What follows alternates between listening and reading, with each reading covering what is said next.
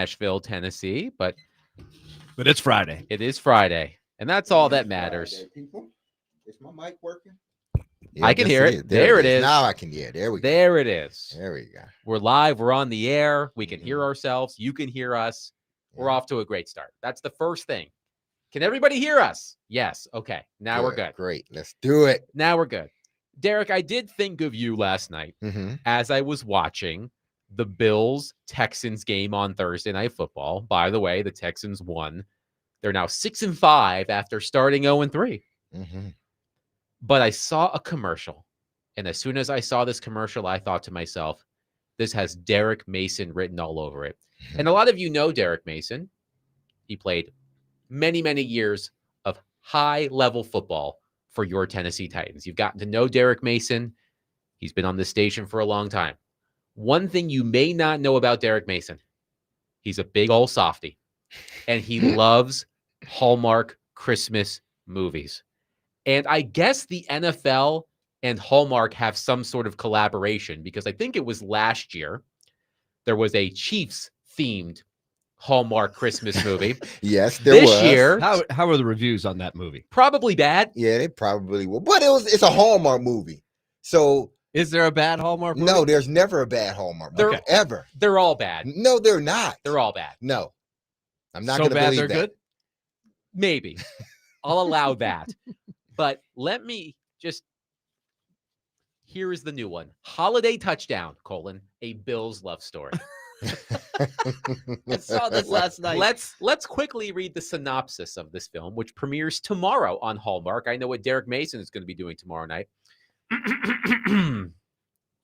The Quins and DeLucas have lived next door to each other for decades in the shadow of Highmark Stadium, the home of their beloved Buffalo Bills.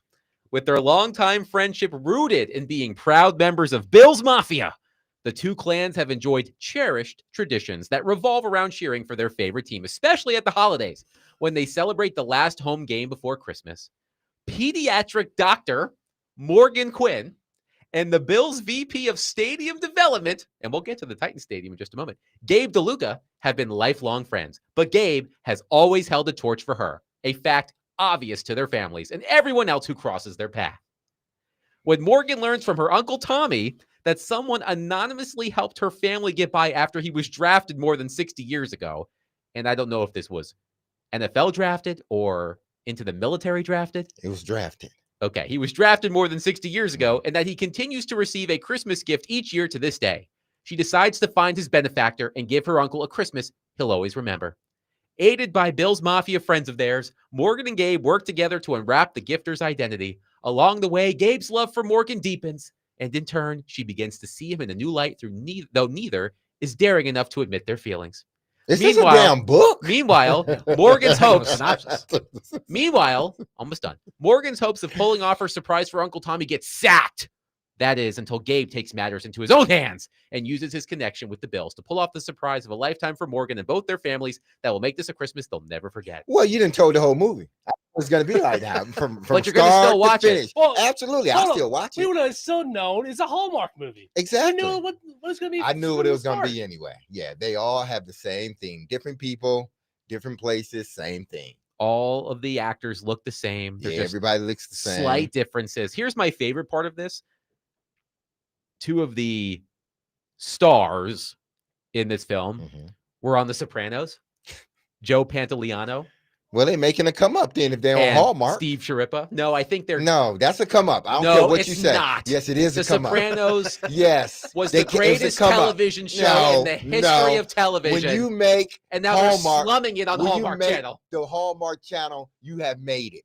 I don't see too many people on Hallmark channels. Do you really? Nope. Thank you. When you've made Hallmark, when you do a Hallmark movie, you've made it. You've made it. You don't know nothing about Hallmark. Nothing about Hallmark. But don't you think if you were in the best TV No, show no, in no. American history, No. It doesn't. you No. made it? It Derek. wasn't the best TV show in It America. was the gateway. The Sopranos was the gateway Okay, to the okay. Hallmark channel. Exactly. Until you play Hallmark, you play HBO nothing. gateway to Hallmark. I can't believe you just said that two actors No, yeah. who were on The Sopranos. Yes. It was a step up for them to Absolutely. be in a Hallmark movie. Absolutely. What other movies have they played in? I'm not talking about movies. I'm talking about television shows. What other shows? Hallmark shows. That's when you make it big time. When you get on Hallmark, at least in my opinion. Oh my goodness. Do you My think opinion. in this movie with the Bills Mafia, do you think they had authentic Bills Mafia. Bills Mafia Does someone people jump as through a extras? table in the movie? I feel like Absolutely. that's got to happen in the movie, right? Should that Absolutely. be part of Take It to the Bank? Yes, it should be. Yeah. Does someone jump through a table in the Bills Hallmark Yes. It's too movie? easy. It's too easy. Yeah, Who would it's say too no? It has to Yeah, happen. who would not pick? It'd be a about free Yes. But point. can for you us. imagine? Did they have the tryouts? Like, we're gonna have this Hallmark movie. You Let's just go go get a sit. true We need Bills some Mafia Bills person. Mafia. Just yeah. That's what you do. First Mm. person show up, that's who get the job. So there you go. I'm frankly insulted, Derek, that you would say such a thing, but I'm going to move past this Please because do. I am a professional. Please do. Because I could talk about this for The 4 Bills. hours. The Bills are gonna have a new stadium, right? Mhm. Eventually, yes. It's in the works, Mhm. and the Titans are gonna have a new stadium. Yes, by the way, I'll be glad when they do theirs about the Titans. They better call me. They better call me if they do when they do theirs about the Tennessee Titans. Oh, they better call me. Nobody watch Hallmark Okay. movies like me. Nobody in I this feel town. like we know people around Yes. town. Exactly. We're gonna make sure that I think we Absolutely. can make sure this All right, happens. bet.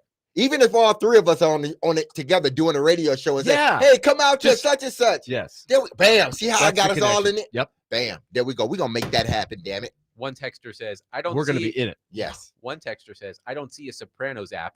There is a Hallmark one, though. Exactly. Point Thank Mason. you. Thank you. I will not accept this. This Thank is you. unacceptable. Well, you can't be in the movie then. Exactly. When the Titans Absolutely. come. I'll take Adam's place. D-Mace is going to be the star role, or maybe at least like the I need a supporting role. actor. Yeah, I need a role. That's all. Just a You- role. I don't need to Do you feel like you need to be the lead guy, or No, I can you don't be need like to be- the nah. supporting? I can be the actor? supporting actor. I don't Okay. need to be the This- lead guy. We need a side plot though, like this a is side Derek's- romance, or something Yeah, I could, interesting yeah. that you're going to contribute to the movie. You I- can't I just will. be. I could be that friend. Are you that, going to like, play yourself, or do we I'm gonna need play to- myself. I'm gonna be Okay. that friend that gives that advice, like, man, you need to stick in there. No, this You is- need to go fight for it. Stuff like that. I could be Yeah, that guy. yeah. You This can't is let the Derek's bank role. pick them win. up when they're down? Yes, exactly. Okay, yeah. They come on the Motivational. radio show. They sit across from me, and I'm like, yeah, man. You know, you can. Aren't you Derek this- Mason? Yes, this is what you need to do. Da, da, da. So I could be that guy. That's good. Along I those can lines. see it right now. Right on along the East those Bank. lines. You're going to be on the. We're going to overlook the Cumberland. D-Mace is going to be sitting on a bench, Yeah. just hanging out. Yeah. Nice weather, Mhm. and somebody's going to walk by down on their luck, Mhm. and they're going to say, "Aren't you Derek Mason?" And you're going to give this great life advice. Perfect for the Hallmark. I can see it right now. I should direct this. movie. Yes. Yes. Derek I'm all is- for it. I basically had the same idea. Uh-huh. The lead actress would bump into Derek Mason at like a flea market or something. And she'd be like, wow, Derek Mason. Derek Mason, the Market. Tennessee Titans? And then What are you she, doing you know, here? this is the part of the movie Uh, where she's undecided about whether she loves her friend or not. And then Mm-hmm. you give her that last nudge, yes. that last Yes. nudge Perfect. into love. Yes. There we go. You'll make some terrible football Uh-huh. pun. Yeah. I can't think of one off the top of my head. A cheesy Hallmark But then line, like, she'll turn on the this is your radio, true love. and he and her will be in the car. She'll turn on the radio, and they'll hear us talking Yes. about the local sports. Ooh, I get it already, man. Let's go, people. Hallmark, call us. Call us. Call us. We won't call you. Call us. I don't know how to call you, so you have to Exactly. call us. But anyway, let's go. but What's the number to call? 615-737-1025. So as Willie mentioned, today there was a ceremony at the new Nissan Stadium, the Nissan Stadium steel topping out ceremony. That's a mouthful. Mhm. Who the hell knows what that means? But Amy Adams Strunk came out of hiding to say a few words. Roger Goodell was there. Bill Lee was there. Roger Goodell said, "We're Super Bowl ready." This was the final stage. They needed the stage for the Super Bowl, and now we've got one. Although the Titans certainly won't be in it, but somebody will be when the Super Bowl comes to Nashville at some point when the stadium opens. But Derek, you wanted to react to something. So we know that Amy Adams Strunk, as I said, she came out of hiding to appear at this event. And she doesn't address people very often anymore. And she said some words. Paul Kaharski has a clip on his X account of Amy Adams Strunk addressing the fans. The funny part is, we'll get to the replies in just a moment. But here's what Amy Adams Strunk said about you, the fans, in some pre-prepared marks at this. Yeah, go To Oh, ahead. our fans, y'all are the heartbeat of this team. Your love and support keep us going every step of the way. And to our partners in the city and the state, thank you for believing in this vision with us. Yeah, it's kind of hard to hear, but you kind of heard it, right? Thank you for standing by the Tennessee Titans. But then you look at the replies of Kaharski's tweet, and the fans, they're not thrilled to stand beside Amy Adams-Strunk.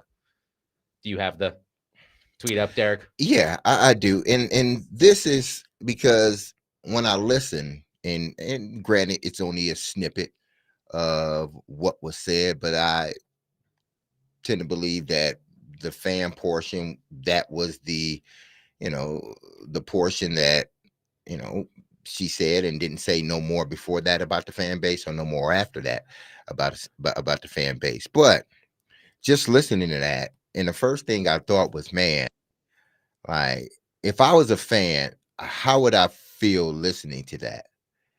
And it wasn't a good feeling. It was, and granted, I haven't, there's not many owners I sat down and listened to, across the league now.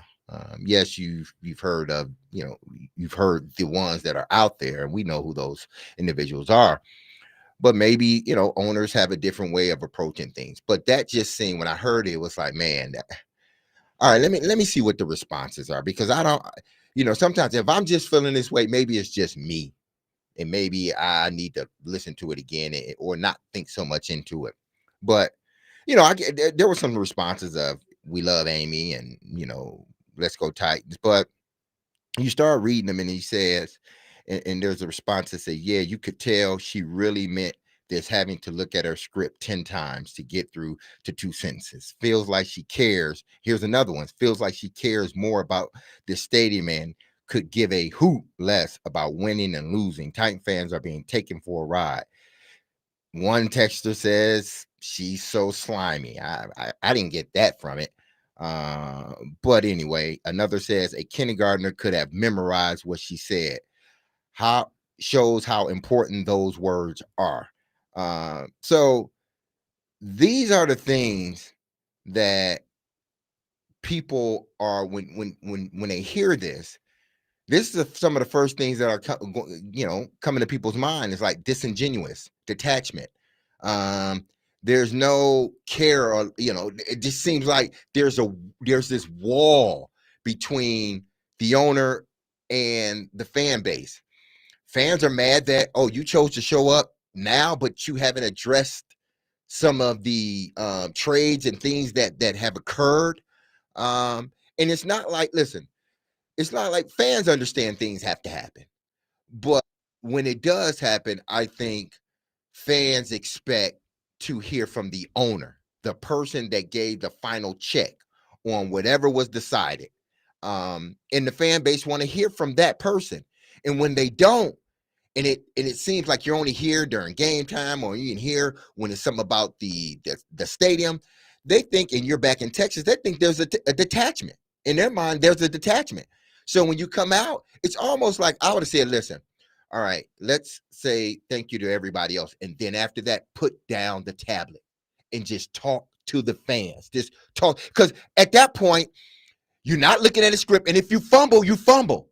If you say, if you just fumble over words, but people, at least people think you're genuine, like, okay, that's her. She's genuine. But when you're reading from a paper and still fumbling, it seems like, and they're looking like, did she even read this before she got up there and read it? Like, and that's the part that I'm not sure if the media relations people are letting her know that. Like, you're like, fans have been clamoring for you to say things. They want to see you, and then you show up for, and it's a big ceremony. I get it. It's putting the topper or the beam on the top of the stage. I get it. The ring. I get it. It's a big step forward to the completion of the stadium. I get that part.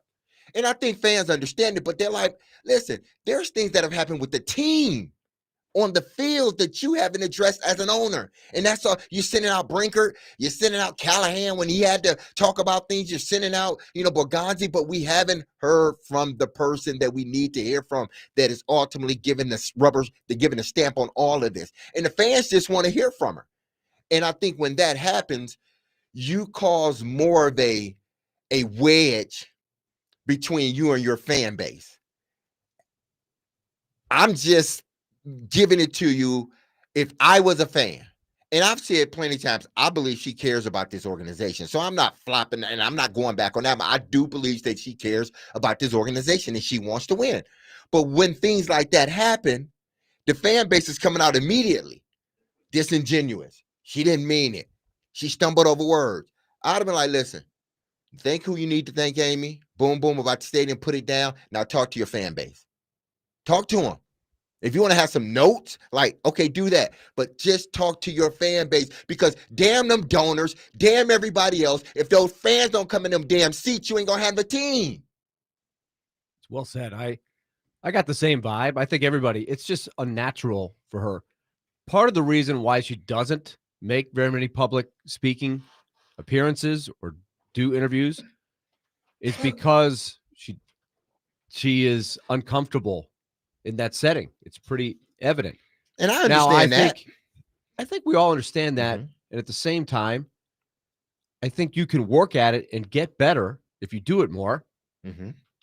So I think it's a catch-22. If she did it more, she'd probably sound better. She would probably get more comfortable doing those things in those settings. But instead, you do this and you're relegated to basically reading off a cue card. Mm-hmm. And it doesn't come across as very genuine. And it plays right into the narrative that she has, which is disconnected with the fan base. And that is, I think that's the part where at one point she had a firm grip on that. When she first took over and things, she had a firm grip on, the fan base loving her. Yes, things are different, and things were different. Things were different in the building. Players, you started seeing more players come in. So things are different over there. But when that happens, and the fan base is already a little on edge because you're not winning and they don't see you, and then you come out and they see you, and it's for the stadium that you're asking, funds for. Right. You're on the tape. Exactly. So, but you can't address those things that needed to be addressed in regards to the teams, the moves that have been made, even during the season. And you, as an owner, you fired your head coach and you didn't address it. At least not to my knowledge in person, so your fan base can see your face. I know there was a statement released, and every owner does that. And I'm not sure if every owner goes out there and talk in front of a camera when they fire a coach. But I think in this situation, I think it was called for her to be, when that happened, for her to be out front and say, hey, listen, this is why, because of where this organization that was a is. big theme. It was a big theme of the responses. Exactly. Is you're here for this, but not here when times are tough. But when it comes to just speaking to the fans, that should be the easy part. Fans will forgive you if you're not the most articulate, but they will see your effort. I don't know who the PR person is that's advising her. Maybe that's just the boss said she just wanted cue cards. But I would try to advise her and say, look, take a minute, talk to the fans. Don't write anything down. Just say thank you. See what comes to mind. Just talk. But reading a sentence or two, the fans are the backbone where there's pauses she can't smooth. That was they pick up on that in an instant, right? From a PR standpoint, can't you get that across to her? This isn't going to go over well. You're going to read one sentence about the fans, stumble over it. Just talk from the heart. That's all you got to do. 615-737-1025. We'll take your reaction to Amy Adams Strunk coming out of hiding to make an appearance at the Nissan Stadium Steel topping out ceremony for the Hallmark movie. Oh no, that was something else we talked about. That's not the Hallmark movie. That's not the Hallmark movie. That'd be a crazy. I don't think Steel topping out ceremony has a great ring to it as the title of a Hallmark movie. 615-737-1025. We'll get to your reaction coming up next. Chase and Big Joe will be broadcasting live at the all-new Circus Sportsbook Kentucky in the Mint Gaming Hall this Monday prior to the Monday Night Football game. Head on up there and watch the Monday night matchup between the Panthers and the 49ers.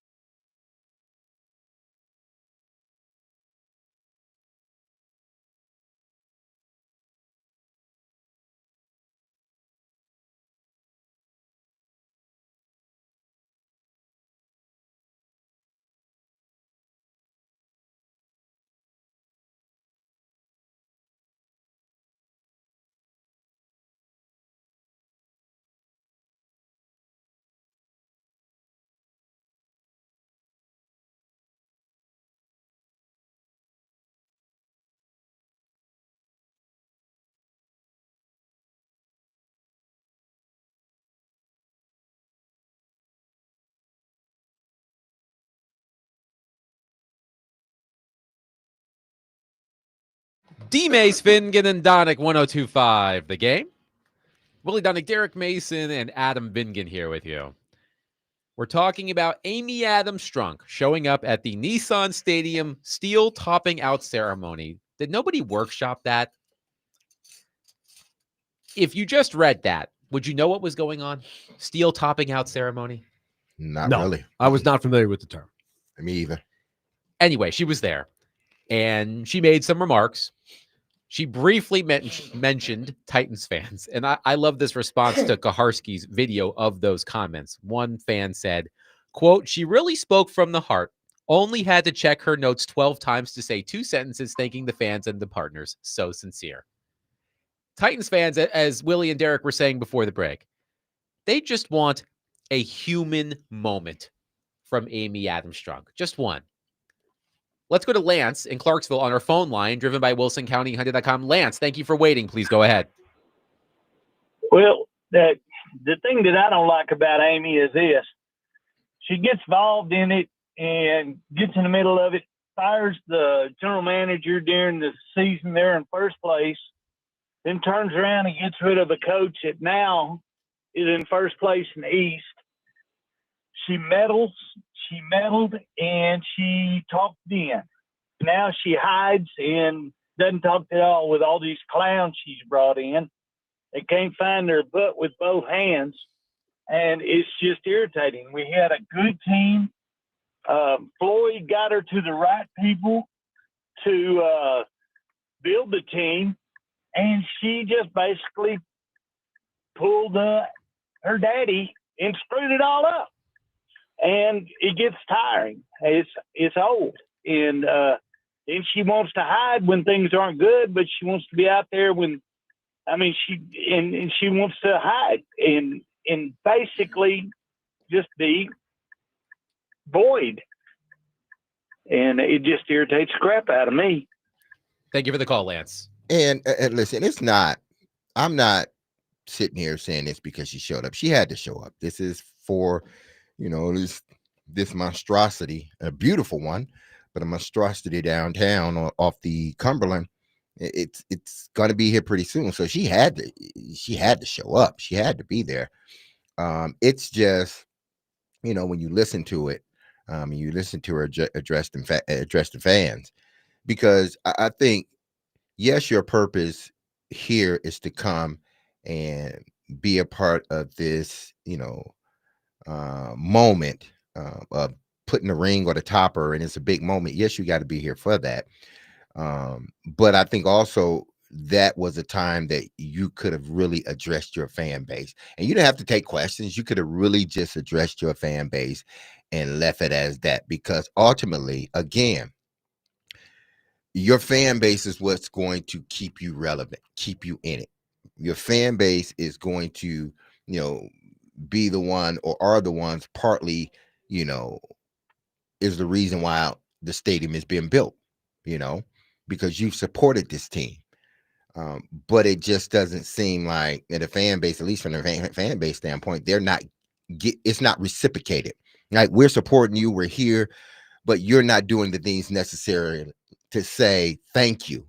2 or 3 words, it doesn't mean anything. Because to them, it didn't come from the heart. It was just, I'm here, and I got to be here for the ceremony. Let me say something about the fans quickly, and boom, move on. And when you are in a position that you're in as far as an organization, any chance you get, because she doesn't have many, she chooses not to, and okay, it is what it is. But when you have a chance to be in front of the camera and for people to hear your words, you need to let your fan base know you care. And it needs to be more than just 3 or 4 words or a sentence or 2. You need to let them know that I'm here with you. Like, I'm here. Like, I understand. And I want more. You got to make them feel it, because right now you're asking them for money, but they're not feeling anything. It's like, they're giving you money, but there's just no attachment. And there's so many ways to do it. You could take 10 minutes the day before, take 10 minutes an hour before, and you can come up with that. Mm-hmm. Right? I mean, there are probably some things that in a speech you make sure you want to say the right things. Exactly. But that's an easy one, talking to the fans. if you feel it, Mhm. if you feel a connection to the fans, it should be pretty easy to convey that. But that was a clearly written out sentence or two that had nothing but whoever the speechwriter was. That's not a real good attempt at, warming the hearts of the fans. There's nothing behind that. But something along the lines of, look, we're down right now. Nobody hurts more than I do for you, the fans. We want to win. We're going to win someday. This facility is going to help us. Would have taken 5 minutes with the help of somebody putting an effort into it to come up with something that would have been a million times better than that. And that was pathetic. And also some fans will say, well, she's already said that. She said that at the beginning. I get it. I understand that. But when you are a franchise that is in a position that you're in, you can't say it enough.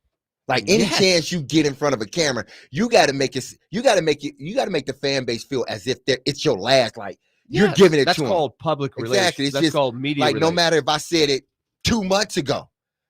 Well, somebody didn't hear it 2 months ago, so I need to say it with that same passion and enthusiasm that I said it before. Brian on our text line says, talk about a Hallmark movie moment. The speech that she gave has me in tears because it was so beautiful. When you guys are producing the Nashville movie, please add that speech to it. Of course, if you didn't get it, Brian was being sarcastic. Let's go to Dustin in Hopkinsville on our phone line. Dustin, thank you for calling. Go ahead.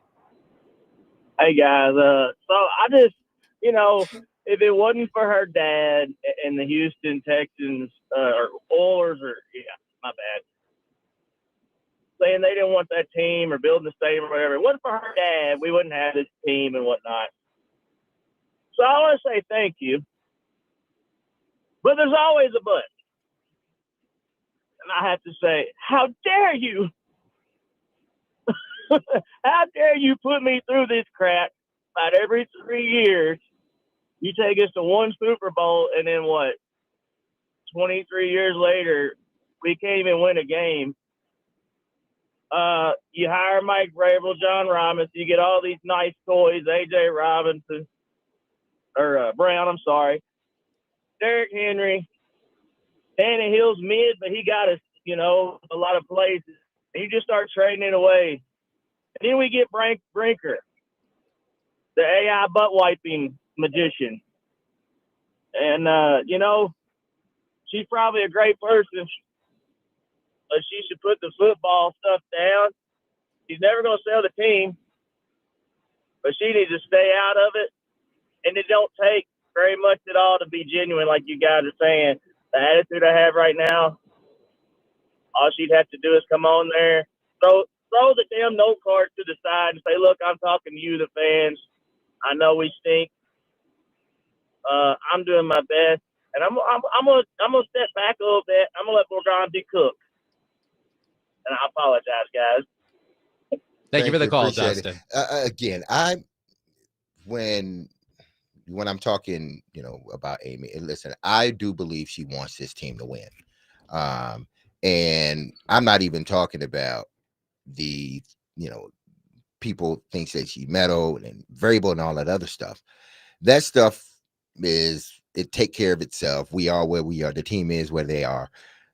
So you can't go back. I'm just saying that when you got an opportunity to address your fan base, regardless of what has happened, when you have a chance to address your fan base, when you are in a position like this and you're building a new stadium. So you're basically a bad team asking for money to build a big stadium, and you got the money. And it seems like there's still, from our responses, it seems like there's still a disconnect. And you're asking people to support you, but I can't support something that I'm not connected to. That's what the fan base is basically saying. How can I support something that I don't feel connected to? And when the owner comes out and she doesn't feel as if she's connecting with her fans in a way that they approve, then you got a problem. 615-737-1025. We'll continue to take your reaction to this on our phone and text lines, driven by WilsonCountyHyundai.com. But coming up next, Mitch Light of The Athletic will join us. We'll preview the weekend ahead in college football. Of course, Vanderbilt back on the field tomorrow at home against Kentucky. We'll ask Mitch about that and much more. Coming up next, 615-737-1025. Speaking of those Commodores, they take on the Kentucky Wildcats tomorrow at First Bank Stadium. Pregame begins at 1 on 102.5 The Game and 94.9 The Fan with the kickoff at 2:30. Vanderbilt football is brought to you by Gary Force Acura, Jimmy Kelly Steakhouse, and Smoky Mountain Tops.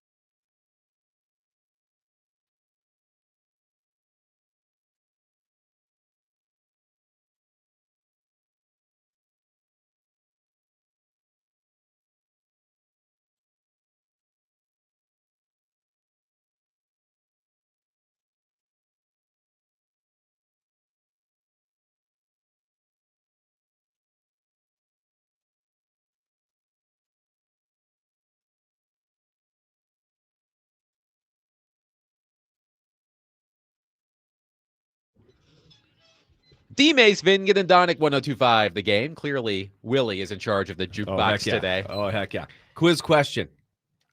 You know the artist? Yes? Mhm. I don't know. I don't know if I You know know the artist, D-Mace? What year? This is This would be early 80s. 80s. Oh, not Tina Turner. It's not Tina. No. No. Fire. They're a family. As in, No, the Judds. you're on the right track. Sisters? The blank sisters? The Pointer Sisters. Yes. Yes. There we Yes. go. Yes. There The we go, Pointer D-Mace. Sisters. Yes. Okay. Yes. Okay. Yes. There we go. And the real quiz question there also was who wrote that song? Bruce Springsteen Did wrote he? that song. Yeah. Ah. Good blend of talent right there. The Pointer Sisters and Bruce Springsteen coming together. I mean, now you got a Friday cutting edge playlist in the making. There you go. And that is why Willie is cutting edge. That's right. There you go. That's right. Tell him, D-Mace. He's been cutting edge for years. It ain't just started this year. 2 words I would never use to describe Willie Donick. Cutting edge. Let's go to our phone line, driven by WilsonCountyHyundai.com, and welcome in another fan of the Pointer Sisters, I assume. Oh, Mitch yes. Light of The Athletic. Hello, Mitch. How are you? Good. I'm just at my little home office here looking at my 3 Pointer Sister posters on the wall here. Yeah. And you're a Jersey guy, You nailed Mitch, it. so you knew that was Bruce Springsteen, right? I did not, Willie. I cannot come tell a lie. on, Mitch. Yeah. That was, by the way, guys, I've known Willie for many, many years. That was the most non-sports knowledge I've ever heard from him. So he's showing some versatility. Hey, he's cutting edge. It Mitch, when only, comes it to only music. took until his 50s. Yes. Several decades. Hey. Better late than never. Absolutely. Exactly. So, Mitch, let's talk about the slate of college football games this weekend. I want you to provide for us a rooting guide for Vanderbilt fans outside of the Vanderbilt game, of course. So, if Vanderbilt fans, the Commodores need to beat Kentucky. Easier said than done tomorrow. But what other games should Vanderbilt fans be monitoring the most other than their own game in terms of who needs to lose for the CFP chances to look better for the Commodores? Yeah. I think Missouri, Oklahoma is a big one, and that is more possible than I think a lot of people might think. Well, Bo Prabula is coming back from Missouri, and Oklahoma has been good, very good of late. I mean, quality wins at Tennessee and Alabama, but their offense has been average at best. They're kind of living off the turnovers, which they did in the Alabama game, well, both games. So I think that one could happen. I think a underrated one would be USC beating Oregon. A 2-loss Oregon team's resume is really not that good. Now that would enter USC in the discussion, but that's kind of another issue, I guess, right there. Something that I don't see happening, but Kansas State against Utah. Utah's one, and we might get into this, is, you can debate Vanderbilt's ranking in the committee. Utah's the one I don't get that the committee's love for. But they are playing Kansas State, who's not playing great right now. Miami at Virginia Tech. Obviously, a lot going on at Virginia Tech, but I don't think they've got the manpower to beat Miami right there. And then BYU playing at Cincinnati, who has been good at times this year. And then BYU hosts UCF at the end, who's not very good. So that's really their only chance to lose. So it's not a dire situation for Vanderbilt, and this all assumes obviously it wins out. With what happened last week on the field and then with the ensuing rankings, Vanderbilt's chances probably took a little bit of a hit. All right, Mitch, I don't have to tell Tennessee fans this, but it has been more than 20 years since the Vols have won at the Swamp. Tennessee is a 4.5-point favorite at Florida. Does the streak end tomorrow? Yes or no? I would say yes. Florida has been a weird team this year. They played very well at Georgia, had a few calls not go their way, lose on a neutral field. Complete no-show at Kentucky with the interim staff. You're thinking they're just limping to the finish line. Let's end this thing. And then they go to Oxford and play very well. It ends up being a 34-24 game, but that was a fourth quarter game there. And Florida knows the streak. It's a big rivalry game, rare late season rivalry game. So I think they're going to get Florida's best effort. but I don't think Florida's best effort is good enough to beat Tennessee. I expect the Tennessee offense to go up and down the field in Florida and pick up its first win in a long time in Gainesville. Now, Mitch, you brought up that Oregon and USC game, and I do believe that however that game goes, it has ultimately it can affect Vanderbilt. But if you're looking at it, wouldn't it be better for Vandy if Oregon did win? Because now you look at USC, they have a potential of being outside of that top 20. And the committee talked about, teams like Notre Dame that have beaten teams or come close to beating teams, and they've held it. It's been a plus for them because they've been top ranked. But if USC ends up falling outside of that ranking, will that ultimately help Vandy in a sense? Because now that Notre Dame win against USC doesn't look so good, at least the way I'm looking at it. Yeah, I see what you're saying, but I would counter that by I don't think the number 15 team losing at the number 7 team would drop the number 15 team, like in theory, 11 spots out of the rankings. And maybe they could if they blow them out, but I don't think we're going to see that from Oregon. We haven't seen, other than maybe earlier in the year, when they were at full strength, Oregon with that capability.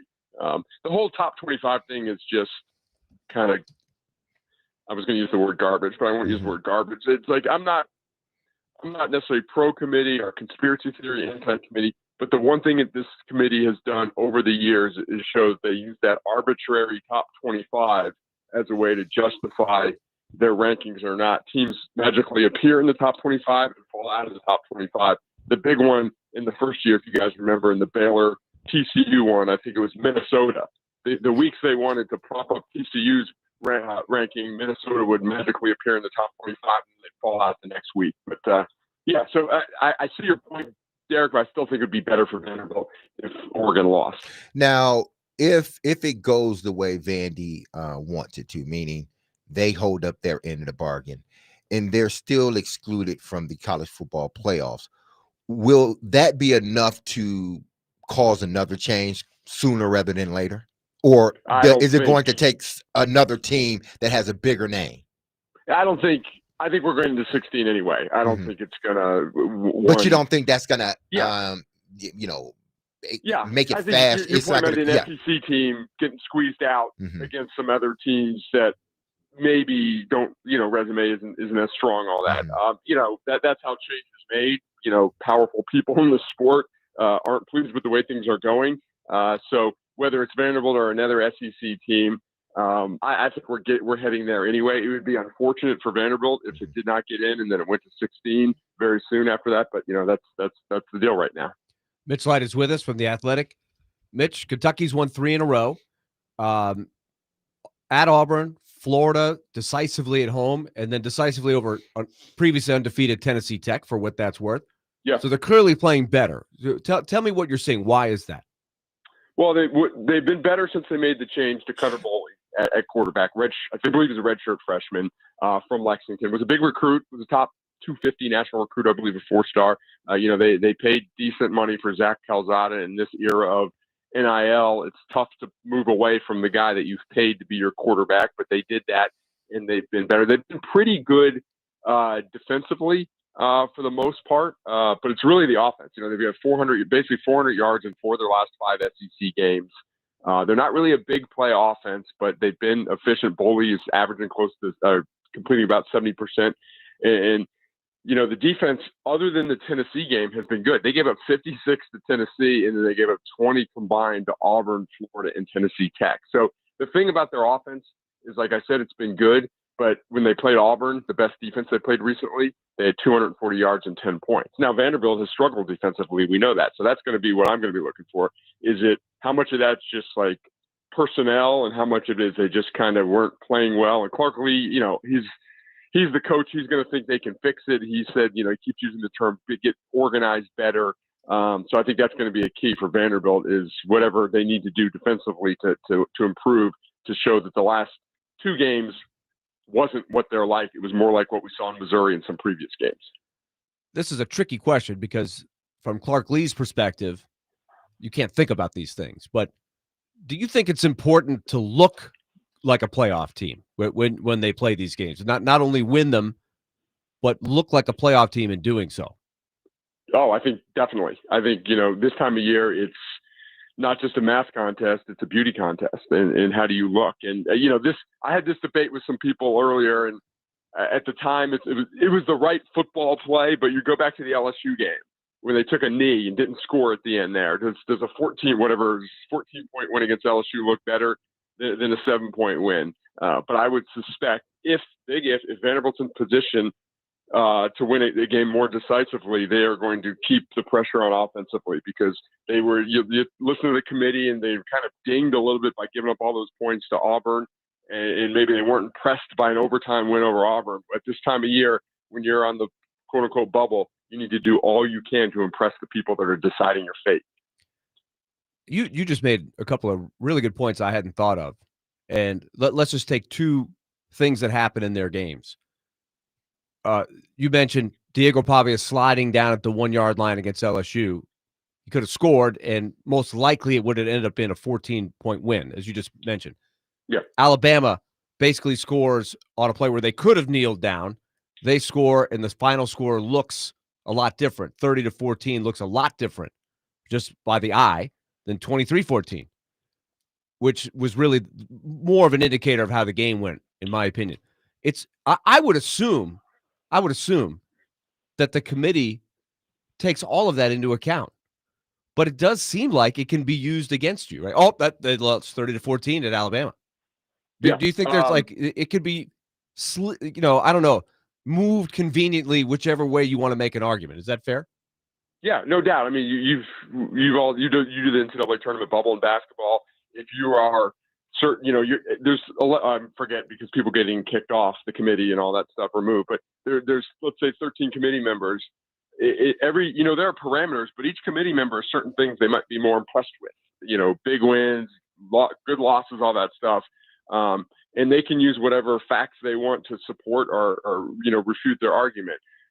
So yeah, you would hope, especially with the handful of teams that they're deciding for the last couple spots, that they would dig in and know everything about those teams. I would counter that by, if you want to, the Alabama game where the score was probably not as close. The game was closer than the score. You can counter that Texas was the opposite. It was ended up being a 3-point loss. Sure, they had a chance to get the onside kick. But then if you're a committee member who is sitting there, you can say, oh, yeah, it was a 3-point game, but they were losing by 21 with 5 minutes to go or whatever it was. So you'd hope that they know the complete picture. It's not like basketball where there's 30 or 40 games. These teams are only playing 12 games, so they should have all the information right at their disposal. Mitch Light of The Athletic has been our guest on D. Mace, Vingan, and Donick. He joins us every week during college football season to help us break it all down. Mitch, you can get back to your Pointer Sisters now. Thank you for joining us. Thank you very much. I've got the greatest hits, Mitch, if you want me to pass those along. A CD from the suite back in the day when we were at Vanderbilt. Remember the 5-disc changer? Did you have one of those in your? Oh, come on. I had 6-disc changer. You had a 6? Okay. Yeah. You're selling Mitch short. He had one more disc. That's why Willie's the JV and I'm the varsity right there. Mitch, always a pleasure. We'll catch up next week. See ya. 615-737-1025. We'll take your thoughts on the upcoming weekend in college football, including Kentucky at Vanderbilt. A big one for the Commodores as the regular season nears its end. But coming up next, man, oh man, was there a lot of reaction to our interview yesterday with Predators GM Barry Trotz. And we are going to continue reacting to it coming up next. 615-737-1025. Our phone and text lines are driven by WilsonCountyHyundai.com. Our show is presented by Bax Homeworks, remodeling done right. Get a free estimate at BAXHomeworks.com. And we are broadcasting from the Busy Bee Plumbing, Heating, and Air Conditioning Game Nashville Studios, home of the $99 yearly Beehive membership, where the buzz is always about great service.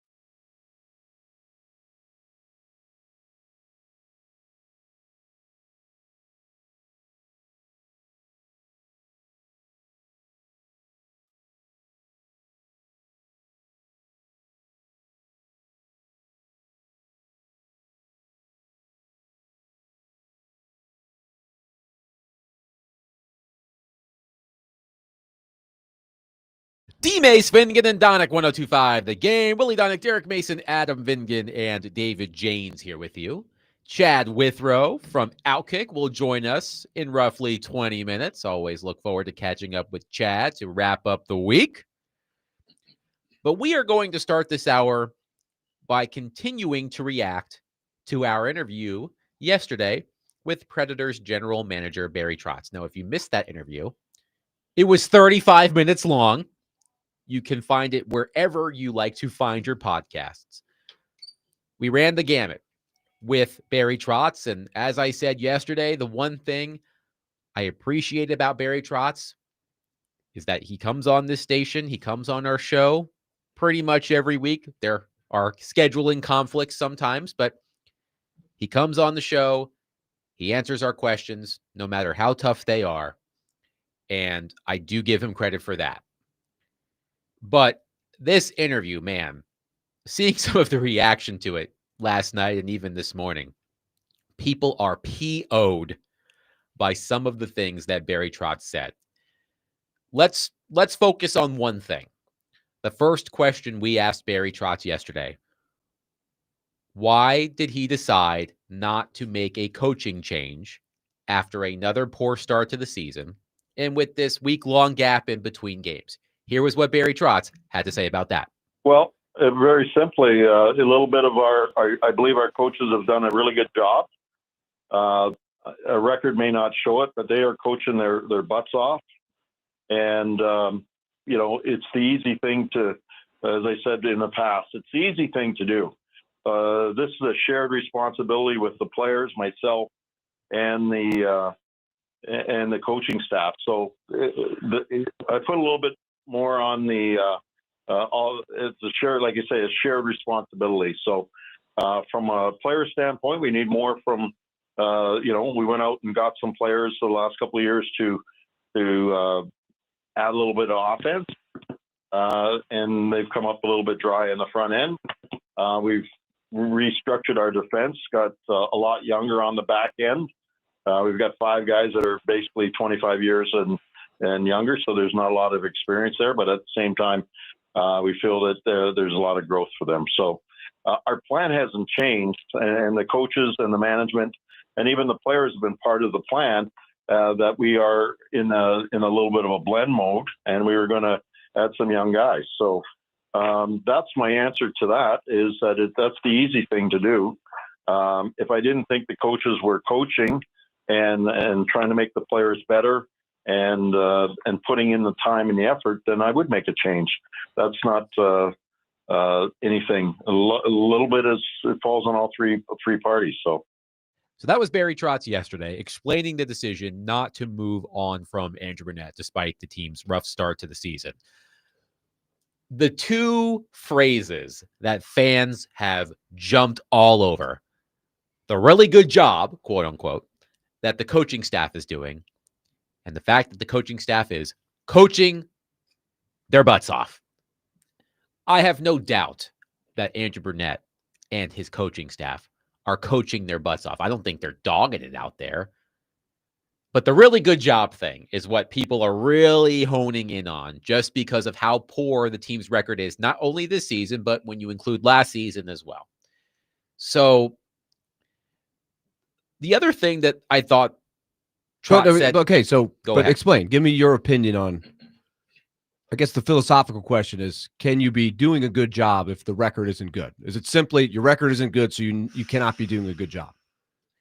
Because I will give you the other side of the argument, but I want to hear the argument or your opinion, or if there's a consensus of what the angry people are saying. It's a very shallow, and it's a low hanging fruit. It's a really team's not doing well. Team wasn't really supposed to do well, so you should fire the coach. It's a really tough sell when you hear a GM say the coaches are doing a really good job when you're the second worst team in the NHL. It's a tough sell. That would be my viewpoint of it. Again, that's fair. I'm not in the meetings. I go to practice occasionally. I've never gotten the vibe that Andrew Brunette and his coaching staff are like, hey man, hey guys, we stink. So let's just kind of run mentally through the checked out. Yeah. Yeah. No. Because that does happen. I think coaches do get shell shocked at times, and Yeah. they're just kind of waiting for the guillotine to fall. Right. When he's talking, I think, and listen, words are big for me. So I try to pay attention to people, like every word that they're saying. And when he's saying the coaches are doing a really good job, I interpret that as they haven't quit on the team. The team hasn't quit on them. They're still coaching hard. And he's probably envisioning it like, okay, if I were to fire this coach right now, would this team change? Would it be any difference in this team changing? Well, he said, and I don't think there would. You may get a bump, but I think ultimately it comes back to the regressions to the means. They are who they are. But he sees, and Elliott talked about this. This team continues to fight for whatever reason. They continue to fight, and they haven't shown that they have lost. Like the locker room has been lost by the head coach. They continue to go out there. Are they a good team? Are the guys that they went out and got and planned on playing well, are they playing well? No, they're not. And that contributes to a lot of it. But I think had this team checked out on their coach, he would have been fired already. But him saying they're doing a really good job, I interpret that as in a tough situation. He understands because he talked about this. Yeah, I may have put him in this situation, as well. So everybody takes the blame of this, but that coaching staff is still coaching hard, and those players are still playing. They're just not winning. They're just not equaling to wins. Willie, you and I like to look under the hood, right? We like to look at all of the fancy stats, not just goals for, goals against, power play percentage, penalty kill percentage. And one of the things that Trotz tasked Brunette with doing is we need to defend better. And if you look under the hood and look at the shot quality that the Predators have allowed per game versus last season, they have improved in that area. The problem is most fans don't look under the hood. And I'm not blaming them for not doing that. But it's as simple as, well, Trotz said that Brunette needs to help this team defend better, and yet they're one of the worst teams in the league at allowing goals per game. So that's my point, is it's a tough sell for a lot of fans when the GM says the coach is doing a really good job, and yet you're near the bottom of the league. That would be my argument. But you said you had a counter argument. Well, no, because I think you're right. It's a surface thing. He's trying to argue that he's looking beneath that because last year, we're talking about analytically here, they were giving up a lot of quality. One of the bottom 5 or 6 teams in the league per night, and they were getting blown out a lot. He has shaved off with the new. He was challenged, right? Hey, I want you to meld. Let's play more defensively. Let's defend better. Let's play more to the talent that we have. And so he's done what Barry Trotz asked him to do. And I don't know that Andrew Brunette really would choose to do that. Like if everything was equal, I don't think he wants to play like that. It's like in football, if you wanted to play more of a spread up-tempo offense, and the GM tells you got to play ball control, 2 tight end, smash mouth, you might do it, and a good coach can adapt, but it maybe in your heart is not the way you would choose to do it.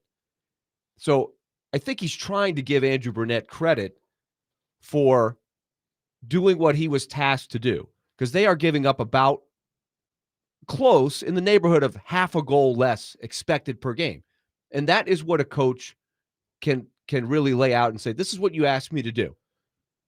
But as you said, it's not yielding results. They're in a lot of close games, but they're not finding ways to score. And it is probably tougher to score when you play defensively minded first. And they're still allowing more goals than they need to be allowing. Like, I think UC Saros has won 3 2-1 games so far. Like, they just don't explode and blow you out enough to be able to overcome a rough night. They've got to be a stickler for detail. So is that coaching? I think that's where you can argue. I think that's what Barry Trotz means So I just don't want people to think he's crazy by saying, oh, they're doing a good job. It's not a throwaway line. That's what he's seeing when he's saying they're doing a good job. But I think he also knows that the results are not what they need to be. Let me get nerdy with you guys for a second, which is just my default setting. But let me get nerdy with you guys for a moment. The Predators were 26th in the NHL last season in shot quality allowed per game. 26th. This season, they're 14th. So that's a measurable improvement. That is an improvement. However, the goals against, the actual goals against, are still way too high as well. Hence why it's such a tough sell. One thing Barry Trotz also and of course, they're not scoring any goals themselves. That's that too. And that's the hardest thing, I think, for a fan to see is they're just not scoring. The other thing Barry Trotz said that I thought was interesting, again, we talked to him for more than 30 minutes. I recommend you find a nice, comfortable chair, put on some AirPods and listen to it. It's going to take you a little bit. Maybe speed it up. You know, we do it like 1.5 speed. Yeah, maybe. Yeah. Yes. If you're pressed for time. He said that they've been in a lot more games this year than last year. Here is how I measured that. I wanted to look at the amount of actual game time, minutes and seconds, that the Predators are within one goal. So either up one, down one, or tied. Yeah. I wanted to see the percentage of time they've played this season within one score. 75.9%. 75.9%. Last season, it was 72.6%. So an improvement, but not a significant improvement. The Predators have 8 combined losses. It went down, and over the last 3 games, it went down because they let it get out of the let the horse get out of the barn in New York and in Sweden in the second game. 8 combined losses this season by 2+ goals, including 7 losses by 3+ goals. And before you ask, Willie, because as I was writing these numbers down, I knew you were about to ask this question. Well, how many of those 7 losses by 3+ goals included empty net goals? 3 of those 7 losses. So 4 of those 7 3+ goal losses did not include empty net goals. So Barry Trotz says they're in a lot more games this year than last year. I guess based on those numbers, it's a little better, but not the same improvement that they've shown in terms of limiting shot quality. So again, this is me getting nerdy, which again is my default setting. But to the casual Predators fan, they're not hearing any of that. They don't have the access to the stuff that we do, all that stuff. Fans don't care about close losses. That is true as well. So you can have a million close losses. Fans don't care. They want wins. That's basically what it boils down to. Precisely. Let's go to Nate from Columbia on our phone line. Nate, thank you for waiting. Please go ahead. What's up, guys? I've got a few things here that, because I was in and out with the Elliott and Barry interviews yesterday, but I did go back this morning and listen to both of them very carefully. And I loved, Adam, when you basically pushed back when Trotz said the improvement with the blend was that they were winning game. I mean, it's not enough. The biggest thing that I have taken from yesterday and this morning is when, and I don't know if Willie and Adam have listened to 32 Thoughts yet, so spoiler alert if you have. We have. Elliot mentioned us. We always love when we get a shout out from our friend Elliot. Yeah. He dinged me for a lack of attendance in his. I laughed so hard when I heard that. Anyways. They were excused absences. I got a permission slip. The biggest problem that I have with Elliot's comments was that it seems like they don't know where they want to go. And I am very concerned about that. Where do you think they should go, Nate? I mean, I put it to this to one of my friends earlier today. It's like the Preds are a tree that's leaning towards your house, that's going to damage your house. Eventually, enough wind is probably going to push that tree over and damage your house if you don't cut it down. I mean, I feel like they need to still keep, driving into the skid of where they're eventually going to go, where it's basically going to be a complete rebuild. They're delaying the inevitable. Thank you for the call, Nate. I think It's a fair point. Yeah, but I think he understands where they want to go, but getting there has been the problem. And he talked about it a lot, that gap, those players that, need to come on in order for some of this stuff that he's envisioning to happen. He thought it was going to happen a little sooner, but it hasn't, because he always throughout the whole interview, he referred to, that group of individuals, those young group of guys, developing, and they're going to be a part of the next sort of iteration of the Predators, because he talked about, when Pekka and that group of guys, and he said, listen, it's just taking a little bit longer. So it's not like they don't know where they want to go. But what I realize, and I'm still a novice at this, that hockey's not like any other sport. Hockey's not like basketball or football, where in a year your young guys can come in and all of a sudden they're ready and they can help your team win right now. What I'm understanding now about hockey is that ain't the way business is done.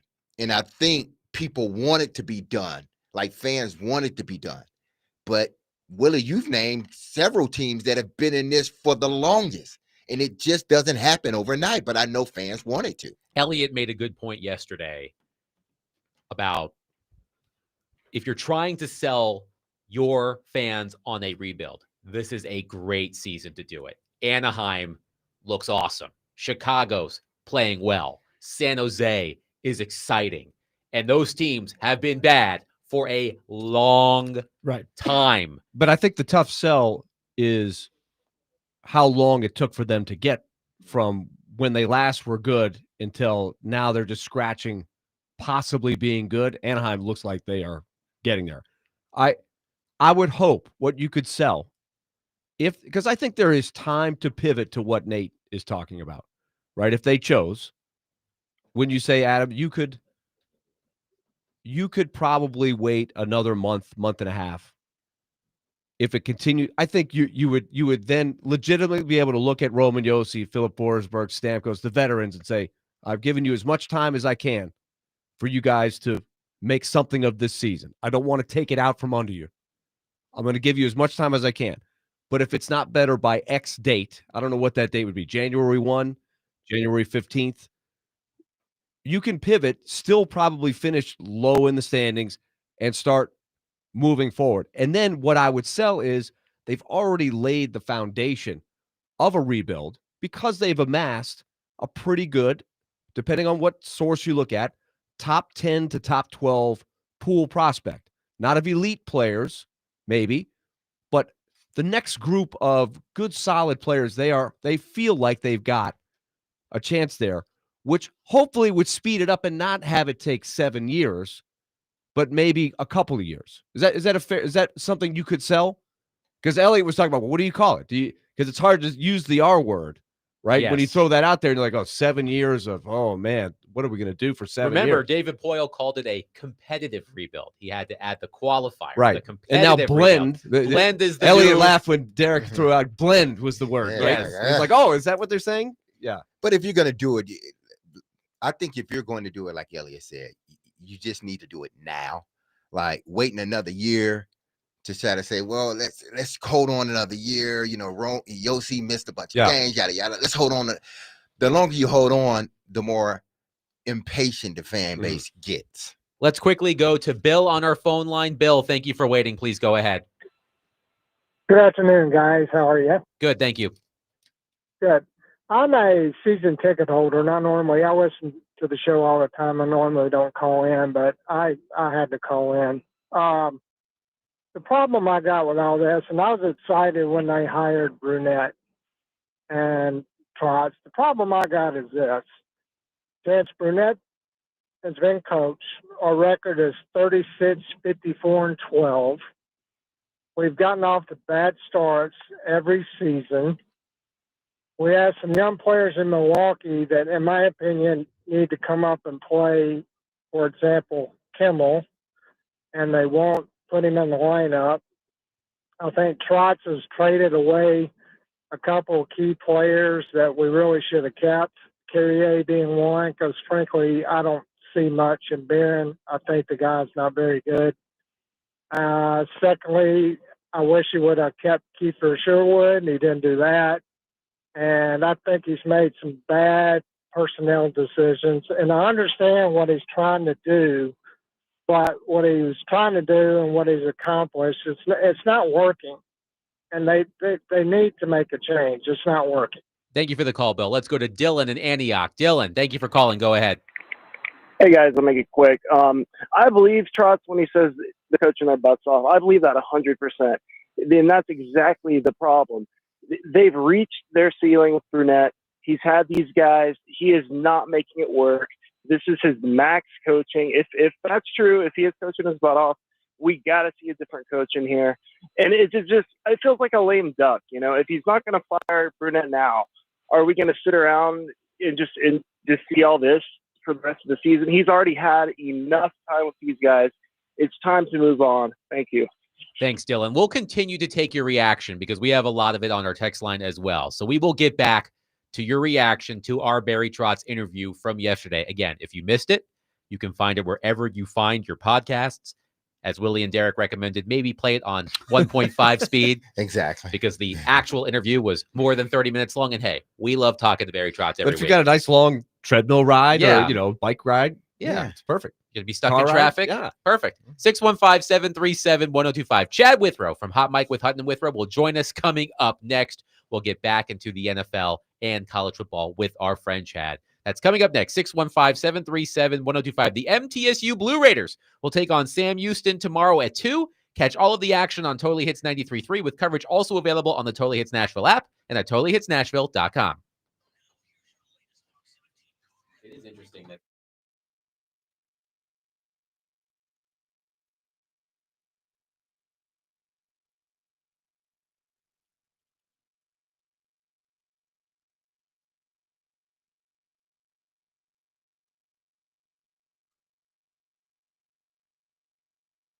Hey, Derek Mason here, and you heard me tell you about Dr. Lodge and his staff over at Cool Springs MD for some time. If you set out to lose weight, chances are it's not your first time setting a goal to shed some extra pounds, only to face disappointment. But I got some good news, because at Cool Springs MD, Dr. Lodge and his team understands the frustration of this cycle, and that is why they offer a different approach to weight loss. Their comprehensive weight loss program is led by Dr. Jeffrey Lodge and addresses the root cause of weight gain with tailored nutrition, exercise, blood test supplements, and more. They will customize a program specific to you and you only. So connect with Dr. Lodge at CoolSpringsMD.com today to schedule your appointment for a personalized weight loss plan just for you. That's Cool Springs MD, where your weight loss journey becomes a success story.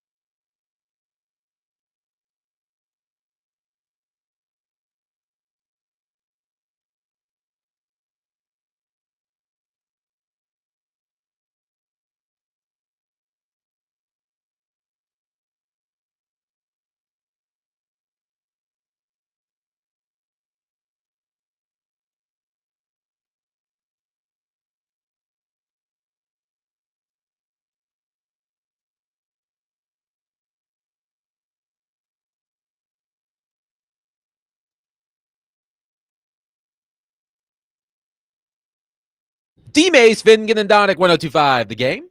Tomorrow's college football game of the week is Kentucky at Vanderbilt at 2:30 on 102.5 The Game and 94.9 The Fan.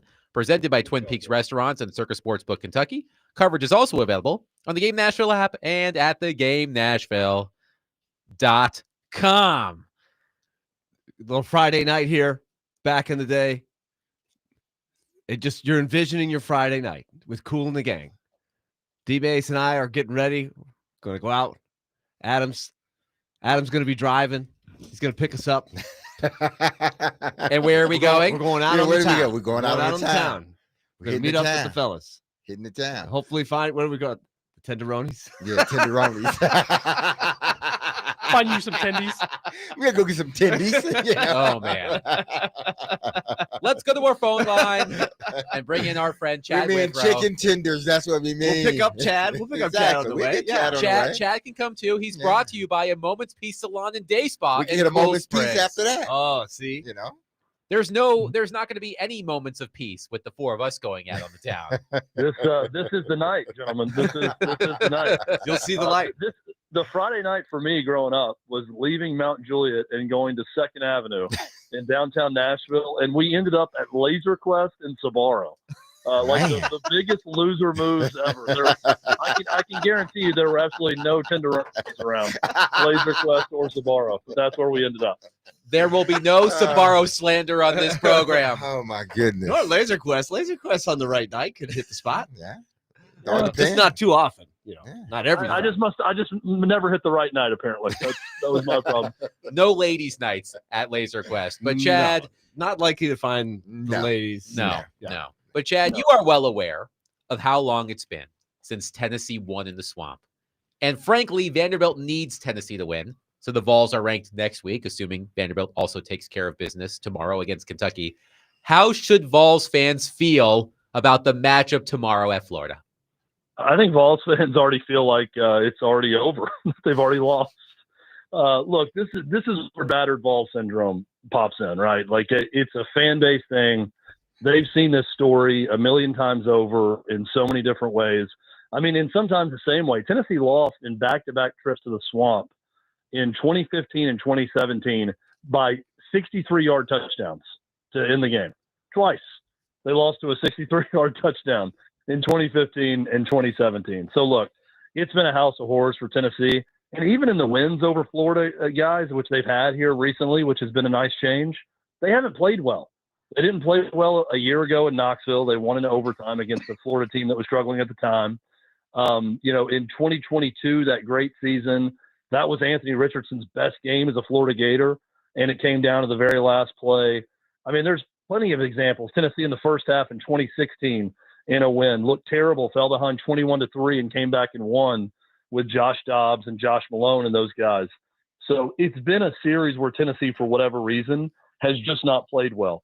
Here's the deal for Josh Heupel in Tennessee in this game. And if you want to erase the psyche of Vols fans and get rid of battered Vols syndrome and all that, play like this is 2021 again. Coach like it's 2021. Go in there with house money. Don't coach scared.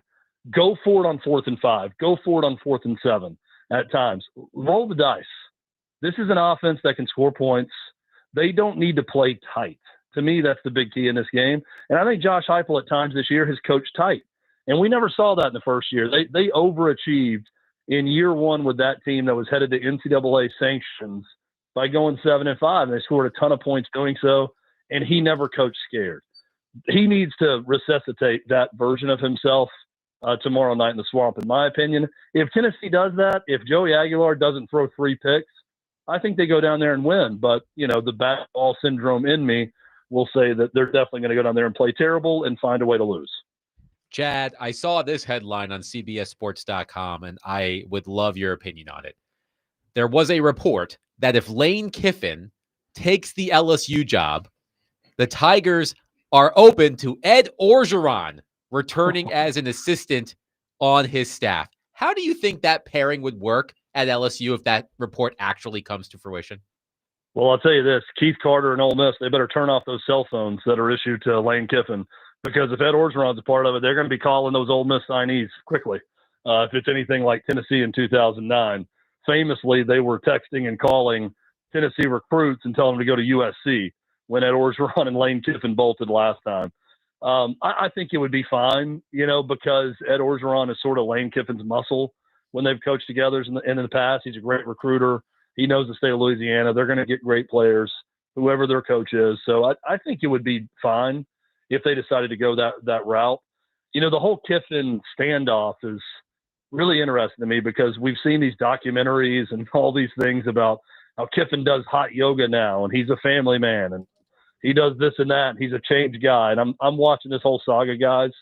I see no difference from this in 2009. Really? That was going to be my follow-up because I think that's a great question. In Saban, right, Willie? I mean, think about how he couldn't show up to meetings on time, and Nick Saban cut him loose early, when he was preparing for a national championship run. Because don't you think his image from afar, it looks like he's grown up some. Like some of the crazy stuff. And Chad, you and I were working on a daily basis back in the days when he was the Raiders coach.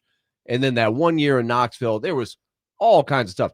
And it got even more zany when he went to USC. Remember the press conference he did? The quote unquote press conference where he kicked the press out and just answered questions from his SID. Like he did so many bizarre things. Like I feel like he's grown out of a lot of that. You say no. I think that he's grown. Like, I don't want to shortchange Willie the fact that he's grown up a lot over the years. He has in a lot of ways, but I think Lane Kiffin has learned he has changed and he knows how to act now. I don't think he even knew how to act as a younger coach. I don't think he inherently changed who he is.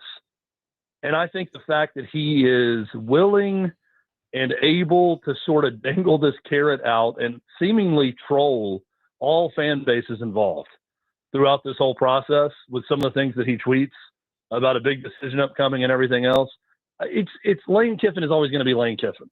I think that he's matured in the way that he acts and the way he displays himself publicly when he's interviews and everything else. But I think deep down, he's kind of always this guy. I could argue there's no reason to leave Ole Miss if you're Lane Kiffin. You've got them in the playoff right now. They got one loss. You're going to have financial backing. You basically got a lifetime contract with that school right now. They could win to Ole Miss, but it's not the era of you got to go to LSU or Florida if you get the opportunity. Now, I could also understand why someone would leave Ole Miss for LSU or Florida, but I just don't think that he's changed, but he's not completely changed who he was even back in 2009 when we were covering him daily. Chad, I just want you to know that someone just texted in all caps, about Lane Kiffin. He has not changed one bit. Lane Kiffin is a pathetic excuse of a man, a sociopathic, narcissistic Judas of a man. Yeah, that's a Judas of a man. Judas of I like that. I'm assuming that guy also thinks he's going to lose tomorrow in Florida because he's got battered ball syndrome also. Perhaps. Whoever sent that text in. Yeah. No, look, I think that he's changed a lot, and I think that he's improved a lot. I still just think as a coach, and how he looks at situations like this, he's always going to be Lane Kiffin. Now, Chad, I think I heard this on you guys' show, and if I didn't, please let me know. And you were talking about, I believe, this whole Lane Kiffin saga and how potentially there could be some type of change with these coaches, because what's happening now, and I think this is what you guys mentioned, that now any coach within the conference can sort of circumvent it and try to undermine you and get your coach even while you're in the playoffs. So Sankey's setting up some type of system where, hey, listen, just like the portal, you can't talk to coaches during this time, especially coaches that are in the running for a national championship, because what happens is it causes a distraction, and that's not fair to the players. And however Lane's going to play this, if he's playing coy because he wants more money, or is he really going to leave? And ultimately, this brings more attention and distractions to his team. Yeah, no, you're right, D-Mace. We were talking about this on our show. And it's not, there's no system in place. There's no rule in place. Mm-hmm. But we all know that Greg Sankey does not encourage this type of stuff, especially with a team that's headed to the playoff. Like, this is not something that Sankey wants to see as one SEC program or two programs trying to snipe another SEC program's coach, especially while they're in the mix for the playoff. I mean, Chris Lowe reported it yesterday. I mean, there's stipulations in the playoff committee's language of how they pick teams that could dock Ole Miss spots in the playoff race based on Lane Kiffin leaving, which I think is total crap, by the way. I really don't like. I didn't like the Jordan Travis thing at Florida State and what they used with that. I don't think if we're about student athletes and the players, I mean, give me a break. What does that tell the players if they're going to move them down 4 spots in the playoff because their coach left and they had no say in that at all? I really don't understand that. But yeah, the SEC needs a rule in place. The NFL functions very well because coaches actually have to honor a contract, and you can't flirt with another job when you have one. If you're a head coach, you can't go somewhere else. If the SEC or the SEC and the Big Ten got together and said, hey, let's do an NFL model where we can't go and snipe other programs' coaches, but you have to go to another league to get a coach, I think that would help everyone. But as we know, the almighty dollar points us in every direction, and agents and coaches right now aren't going to want that. Now, Chad, with programs like, and right now it's Vandy, but programs like Vandy that have been in, sort of this regression for so long, but now showing some progress and ensuring that their program get better. And you have a season like you have where you're potentially on that cusp of making it to a college football playoffs. And if you don't make it, say you lose another game or two, does that take steam away from the program? And I'm just saying programs like Vandy's in general, where you've been the doormat for so long, and then you get a window where you have an opportunity to win, and you don't take advantage of that window of going into the college football playoffs. Well, I don't know that it takes away steam from Vandy, but I'm also very interested to see what Vandy becomes post Diego Pavia. And I don't know if you guys saw the story, but the Diego Pavia story could continue, possibly based on a lawsuit that he's involved in with Joey Aguilar. Yes. So Tennessee and Vandy kind of joining forces with this, which is crazy. Who would have thought? This is a broader topic. Like, I love this idea for Tennessee, and I hate this idea for college football. And I thought the same thing about Diego Pavia coming back. Man, great thing for Diego Pavia. He's going to get paid a lot of money, and he's going to go back to Vandy. Great thing for Vandy fans. Terrible for college football that we're allowing guys to go to junior college as long as they want and seemingly play as long as they want. But with Vanderbilt, I think it's all about keeping Clark Lee for the future. It's all about Jerry Kill and Tim Beck and keeping that, triumvirate together. And if you can do that, they could probably go plug and play and still be a very competitive team with a new quarterback next year. Now, here's the big thing for me that I'm disappointed if I'm Vandy, and I'm disappointed if I'm Clark Lee. Let's say they go 10-2. Let's say they take care of business against Kentucky. Let's say they go to Knoxville and beat a 3-loss Tennessee team at the time, if Tennessee wins in the Swamp. And they get left out of the playoff? Are you kidding me? I mean, 10-2, like if you're Clark Lee or you're a Vandy fan, you're looking at and saying, we went 10-2 in the SEC and got left out of the playoff. And we're just going to a New Year's Day Bowl, or we're going to the Citrus Bowl or whatever it is. That would be terribly disappointing. And that's where they are right now, unless some things break the right way around them. All right, Chad, here's one for you. Texas A&M is 10-0. I'm the coach of Texas A&M. And I've got Samford, the Bulldogs. We're going to take care of them. We're 11-0. We're playing Texas. I know I want to win a national championship. I've got Marcel Reed as my quarterback. I'm not playing him against Texas. We're in the playoffs, whether we win or lose that game. I'm taking him, taking a couple other of my key guys. I'm resting them, just like an NFL coach would do in week 17 of a season. Am I crazy? No, not at all. I mean, think about the ramifications of that decision if you chose to do it. That would just upset the whole apple cart. And here's where you get into sort of a collusion type scenario. First off, if I'm Greg Sankey, I'm sending Mike. Mike Elko looks like he's a bourbon guy. Just looking at that boiler on him. I think he likes some brown liquor. Don't know that, but just looks like you'd like it. I'd send him a case of his favorite bourbon to do that, to give Texas a big win over and undefeated.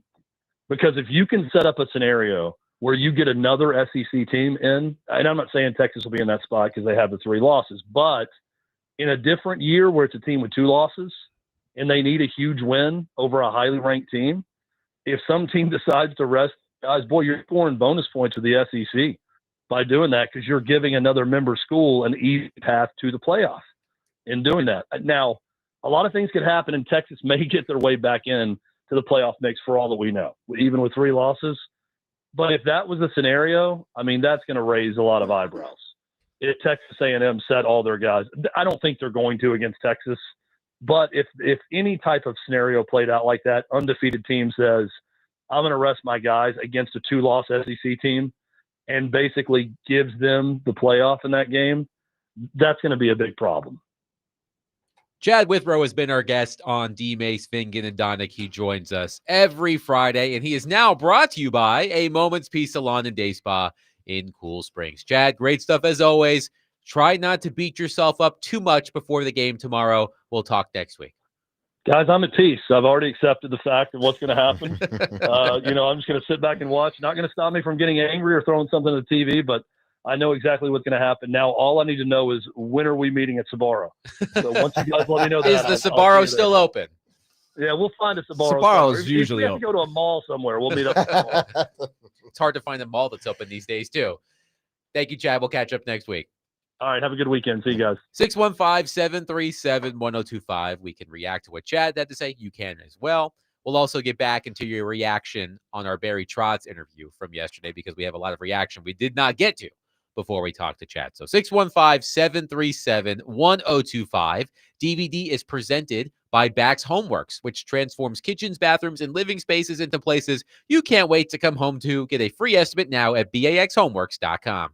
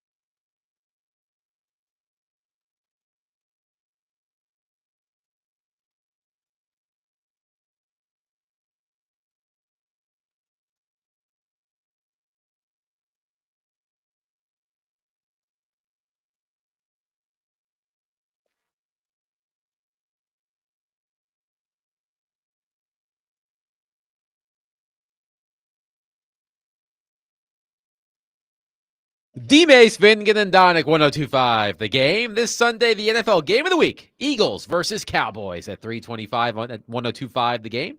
The NFL Game of the Week is presented by Circus Sportsbook Kentucky and Macero in 12 South. While we were talking to Chad Withrow about Lane Kiffin, David Janes sent us this update from Keith Carter, the Vice Chancellor for Intercollegiate Athletics. What a title. It's a long title. I'm not going to read the whole thing, but here is part of what Keith Carter said about Lane Kiffin. Quote, Coach Kiffin is focused on preparing our team for the Egg Bowl, and together we want to ensure that our players and coaches can concentrate fully on next Friday's game. The team is on the cusp of an unprecedented season, and it's imperative they feel the support of the Ole Miss family in the week ahead. An announcement on Coach Kiffin's future is expected this Saturday following the game. Drama. That's ominous. It's ominous. I know. What could that announcement be? I've decided to keep my my talents talents in Oxford. In Oxford. Yes. So just think of the scenarios, right? Scenario A, they win. Mm-hmm. He says, I'm staying. Everybody goes crazy. Big party at the Grove. All is well. They win. He says, I'm leaving. Oh, boo his ass. They're going to the playoffs. He's not the coach. That's a scenario, right?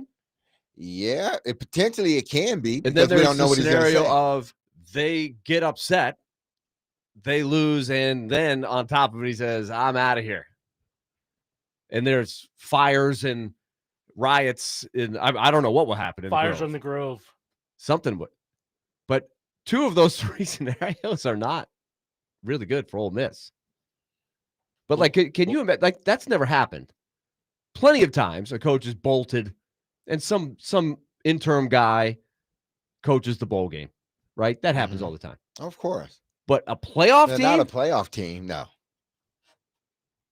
You could skip the Pop-Tarts Bowl. Cam Ward skipped the second half of the Pop-Tarts Bowl last season. People bring that up from time to time. Yeah, no. Isn't that like, how could that happen? Like Chad mentioned it, like the NFL definitely has taken steps that you don't raid another team's coach. Mm-hmm. I can remember Jeff Fisher. I was sitting in the trailer. Mm-hmm. You can appreciate this, D-Mace. Remember the trailers? Yes. In Bellevue? Before the Titans had a practice facility at all, they had makeshift trailers, like, mobile homes, basically. And one of them was for the media. And he would come in and do his press conference. And I think it was Mike Ditka had left the Bears. The Bears' job was open. And just like a college-minded question, somebody in the media said, hey, you used to play for the Bears. You were on the 85 team. You coach, you got ties there. Would you be interested in that job? And Jeff Fisher had to almost explain, like, in the NFL, that's not what we do. When you're under contract, you do not. Yeah. You can't just hop to another team. That's just not how they roll. So how that world ever got there, but that would be a whole new scenario of a coach bolting when his team is actually in the playoffs. But it probably won't be the last time. Probably not. Especially if it's done in this situation. But I think if it is done in this situation, there's going to be there's going to be some blowback, and it's going to probably force Sankey and these other commissioners to get together and put something in place where this doesn't happen again. And it would only be right, because they're trying to do that, and rightfully so. They're trying to do that with the transfer portal and when it happened and when it can't happen. And you're right. You need to make sure you have some guidelines, parameters when you can't, move as a student. But wouldn't it be, smart to do that with your coaches as well, so you don't run into a situation where not only are you getting undermined or poached by coaches, it's coaches within your own conference. And I'm sure that's not what they want. Adam, would you feel at all icky? Let's just say it's LSU, and you're watching the coach you're luring away from your rival after his team has just sealed a tremendous year. They're going to the playoffs, and you're stealing their coach. Would you feel the least a bit guilty, icky? Win at all costs, as far as I'm concerned. By the way, Matthew from Jolton says you never skip on Pop-Tarts. Agreed. Huh? You never skip on Pop-Tarts. I said you can skip the Pop-Tarts Bowl, but not the college football playoff game. Oh, yeah. The Pop-Tarts Bowl, the best part about that is when they burn the sentient Pop-Tart live on television. There's multiple. There's going to be multiple Pop-Tarts this year. What? Are they going to burn all of them Y'all alive? Y'all still like Pop-Tarts? I have a question about Pop-Tarts. Y'all still eat Pop-Tarts? I haven't in a long time. Yeah, I did. It's been a minute for me, but still. Back in the college dorm. Oh, of course. Pop-Tarts. The delicacy. Stickler. Yeah. Staple. Did you guys actually toast the Pop-Tarts? Absolutely. I did. Every time? Not every time. No, I would eat them cold from the cold Pop-Tart time. right out of the silvery bag. Did you do that? Yeah, of course. I did it on the run many times. I think I did that way more often. That was my default, and not toast it up. I had to toast it a little bit. It had to be warm. The last time I had a Pop-Tart, it's dangerous taking your toddler to the grocery store, but I took Arlo to the grocery store sometime earlier this year, and he saw the frosted strawberry Pop-Tarts. They had them right out in front. Dad, I want those. I said, okay, I'll buy the box. We got home. We took one bite. I don't like these. So good for him. Good for you. Couldn't go to waste. I finished the one that he ate, and then I don't think we ate any other ones. Yeah, you didn't have a throwback moment and just not with Pop-Tarts. You're done with them, huh? That's like eating stage. We haven't even talked about this. That's like eating stage planks. We'll get the stage planks. We'll get the stage planks later. We have a lot of questions about stage planks. Like shade being thrown. I was more of a Dunkaroos guy myself. Shout out to Dunkaroos. Dunkaroos? Yes. What is that? You've never heard of Dunkaroos? Gosh, you guys are so old. 615-737-1025. We'll take your thoughts on Lane Kiffin, college football, Pop-Tarts, stage planks, Dunkaroos. It doesn't matter. 615-737-1025. But coming up next, let's get into the Titans, who take on the Seahawks on Sunday at Nissan Stadium. And when we discuss Cam Ward, we like to discuss Cam Ward in context. So is there something specific that we should keep in mind when discussing Cam Ward? How much should it influence our opinion of Cam Ward's performance so far this season? We'll get to that next. 615-737-1025. We are broadcasting from the Busy Bee Plumbing, Heating, and Air Conditioning Game Nashville Studios, home of the $99 yearly Beehive membership, where the buzz is always about great service.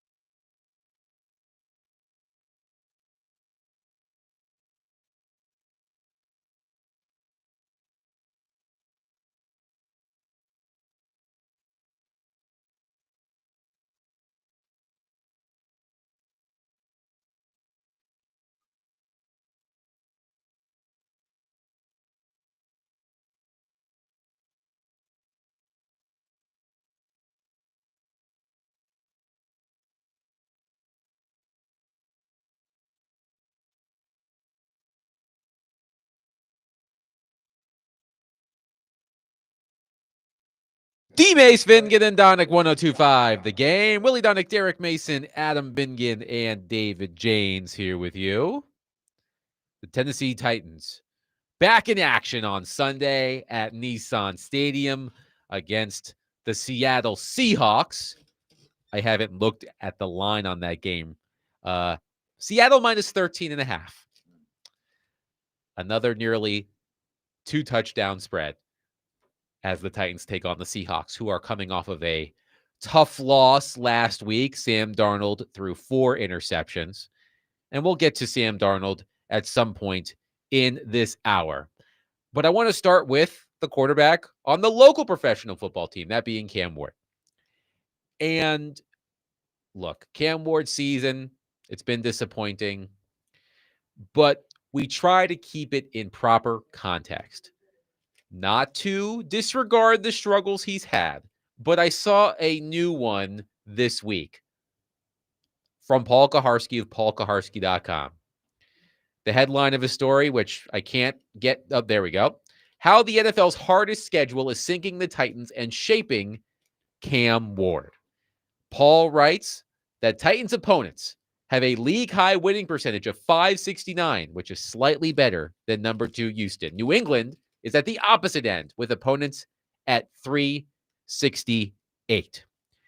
Derek, you actually did bring this up to me last week, talking about the Titans' strength of schedule. And I've seen some numbers floating around trying to put this all into context.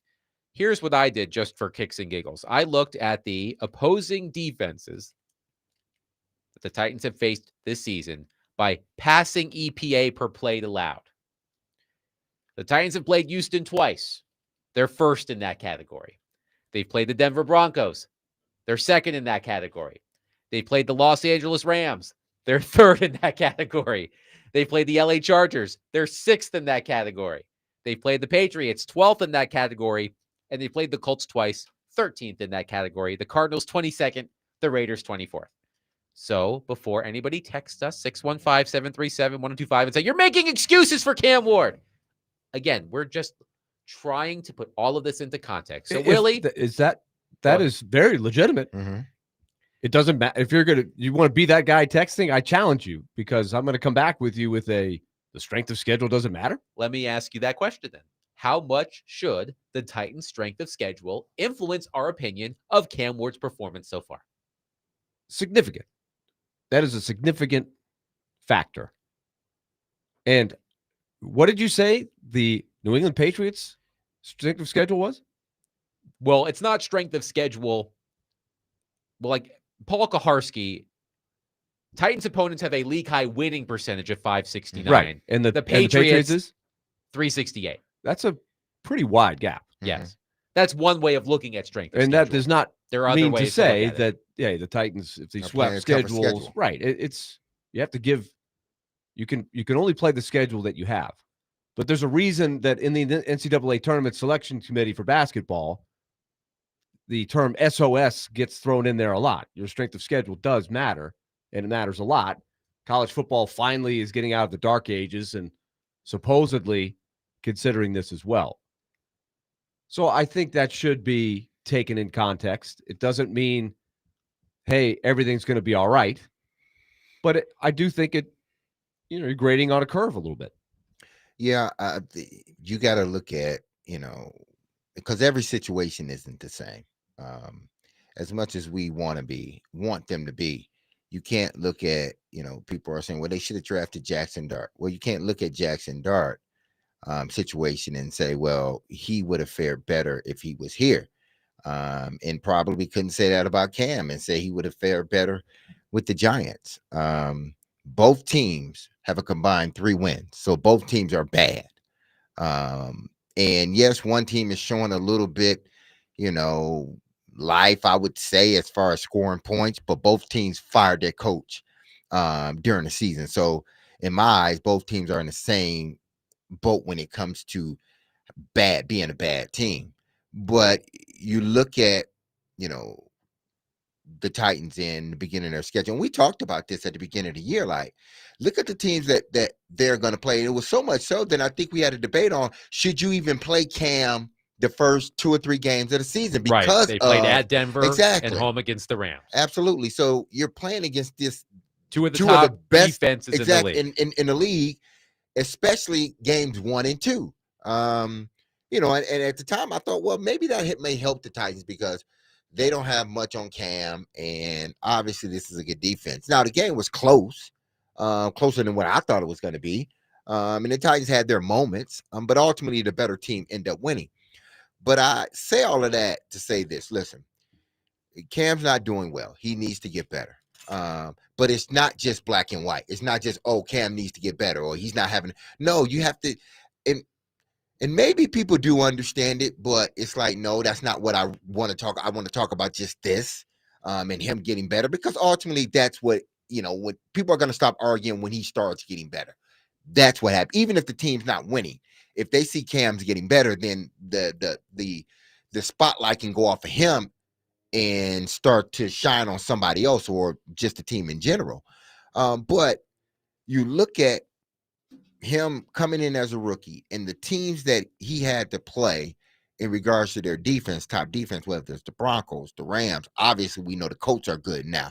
The Texans had a good defense. The best defense. The best defense, yeah. You're talking about a good Patriots defense. Colts over again, the Chargers, the Texans again. The Seahawks, by the way, Seahawks up this season. 14th in passing EPA per play allowed. So you're talking about a bad team with a bad roster with a young quarterback.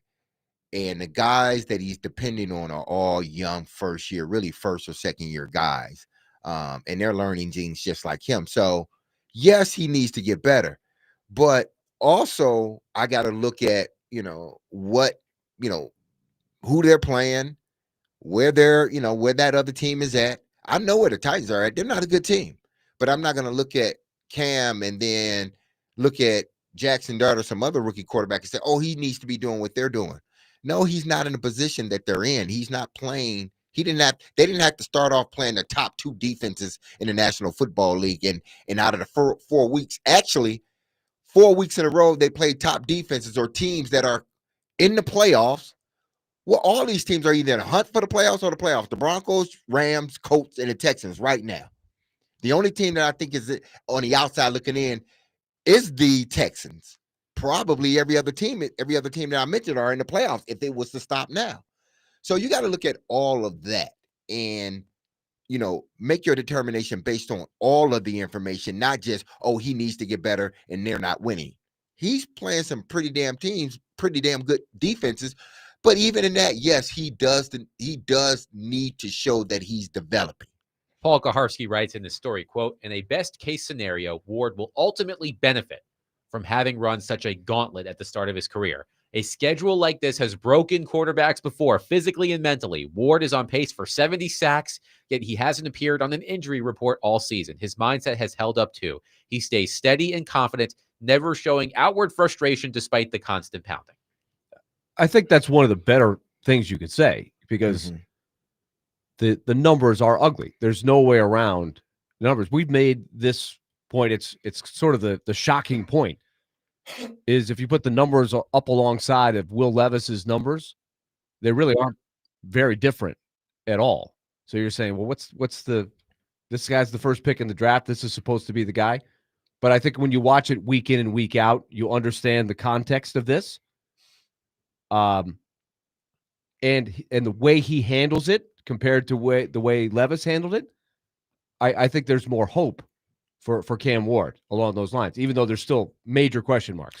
And here's something else I think fans, it's just a little glimmer. And listen, I know it's dark, but any glimmer of light, helps you see the path that you need to be on. And hopefully you can see it in the Titans. Just think this year, they drafted Cam, Oladejio, Kevin Winston, Tim DK, Gunnar Helm, and Alec Eiermann. All 6 of those guys are in the roster or have been in the roster. I mean, have been playing, are playing, or are starters already. Cam Ward's a starter. Oladejio was playing a lot of minutes. Not super well, but they was getting him into it. He was contributing. Yeah. Kevin Winston's contributing now. Jim DK, Gunnar Helm, Alec Eiermann. So that's a good thing. that these guys are playing, and they're showing that they're developing. Now, Oladipo is injured, and he was slow to come on, but I think all of these players have shown that they can have a role on this team moving forward, and that is a good thing. And then you date back to last year, and those guys too, they're starting to build sort of this base for themselves. And if they can get another draft where these guys started contributing right away too, this could end up being something good for the Titans moving forward. Jeff on our text line says, strength of defense matters and should be considered. And I'm being patient before judging. But does that give him bad footwork, make him drop his arm and throw sidearm, miss wide open receivers when he has a good pocket, drift into pressure when he doesn't need to, or drop the ball when no one touches him? He's got a lot of work to do to be even an average quarterback. I'm giving him that chance, but I disagree with Willie that EPA numbers of the defenses he's played is significant. Okay. Willie, do you want to respond to that? No, go ahead. Go. This is what like kind of, but I got to understand too, like it's just listening. Do they really know what all of this mean? And if it, when people start throwing out there, oh, he drops his elbow. Are you just listening to people when they say this? Oh, he may have dropped. And then you see, well, he did that on the same pass that he completed too. So it was bad when he missed the guy, but the 10 passes that he made and he still did the same thing, it wasn't bad then. I see. I don't get like when people, oh, he dropped his elbow, like footwork. Like, okay, these are all the things minus the dropping the elbow. Listen, I know it's a big thing, but but people put that to the side. But these are the things that we talked about. Rookie quarterbacks, period. Footwork. All rookie quarterbacks have to get their footwork right. Even the greatest ones that turned out, even the ones that turned out to be great, they had to get their footwork right. They're going to miss passes. These are things that throughout the season you start developing. Doesn't mean that, oh, if you don't do it, if you're able to go 2 or 3 games without doing it and all of a sudden you do it on the 4th game, that doesn't mean that, oh, he hasn't learned. It just means that, hey, it's still a work in progress. It's not that every once in a while I may drop that elbow every once in a while. Even the greatest of the quarterbacks drop their elbow. I may throw off platform every once in a while, but I'm getting more used to not doing that. So when now all of a sudden, anytime that Cam misses a pass, people go, oh, he dropped his elbow. Oh, it was bad foot. Quarterbacks miss passes even when their footwork is perfect. They miss pass even when their elbow isn't dropped. That's what I want people to start understanding. Like, don't just think that all of a sudden because it's an incompletion that, oh, his footwork wasn't right. He just missed the pass. That's all he did. It didn't get to and even sometimes when it gets to the receiver, he may have dropped his elbow or the footwork may have been bad. But when you hit a receiver, nobody talks about that. So that's the part that kind of, when people say all that stuff, it's like, okay, are you really just regurgitating things that you've heard? Or are these things that you're seeing when he's completing passes and when he's not? These are the things that I watch. I think mechanics and footwork are legitimate. Yeah, no, I know. But those are things like, rookies have to get better at. All rookies. Sure, no doubt. And hopefully with time, the game will slow down. The mechanics will get better. That's what you have to hope for. But let's be. I am standing by 100%. The difficulty of the defenses is significant. That's a significant stat. And I'm really curious along those lines about how do his stats look when they play the Saints and the Browns. Those are the two weak teams. They haven't really played a weak sister team all year. I mean, Arizona's the closest thing, and they actually the Raiders too. The Raiders too. But again, by expected points added, passing EPA per play allowed. That's a mouthful. Passing EPA per play allowed. The Titans have played the number 1 team twice, the number 2 team, the number 3 team, the number 6 team, the number 12 team, the number 13 team twice, and they're about to play the 14th team in that category. Let's go to Frank on our phone line, driven by WilsonCountyHunter.com. Frank, thank you for calling. Go ahead. Yeah, I wanted to call in and just say, I think Cam's still developing. We all see that, but put some people around him that can catch the ball. For crying out loud, how many passes have he dropped or not go up and catch? If it's in the same zip code, these guys should be going up. catching them. I don't care if they're a first year or a fifth year receiver. If they know their routes and they put him in, if Cam's putting it in the zip code, those guys should go up and catch them. I'm sorry, but he's still developing. Everybody knows it, and I think he's the least of our problems for the Titans. We need an O-line, like you said earlier. He's on pace to go 70 sacks or so this, and we've got to keep him upright. We've got to let him develop it. We got to, before anybody casts any aspersions on him. He's the least of the problems. It's these other guys that have to step up and catch the ball and help him out. Thank you for the call, Frank. And I don't want the last texter that talked about his footwork in his elbow to seem like if that was wrong what he said. Oh, by the way, he's responding. Yeah, hold on. Those things are things that he needs to get better at. But I don't want everyone to make it seem like, oh, anytime that he misses a pass or anytime that he can't get, it's because of his footwork or it's because of him dropping the elbow. Sometimes you just miss a guy. And even sometimes when you hit a guy, you go back and look, it's like, man, my footwork wasn't right, but you got it. But nobody zero in on when a pass is completed. They only talk about when the pass is grossly incomplete. If it's over somebody, and I've always said Cam needs to get better at these certain routes. I think it's his deep corner routes.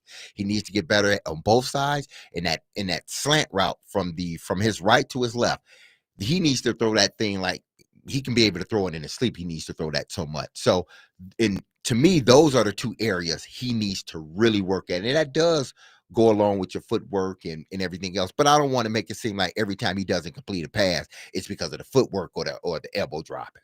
615-737-1025 will continue to take your thoughts on Cam Ward.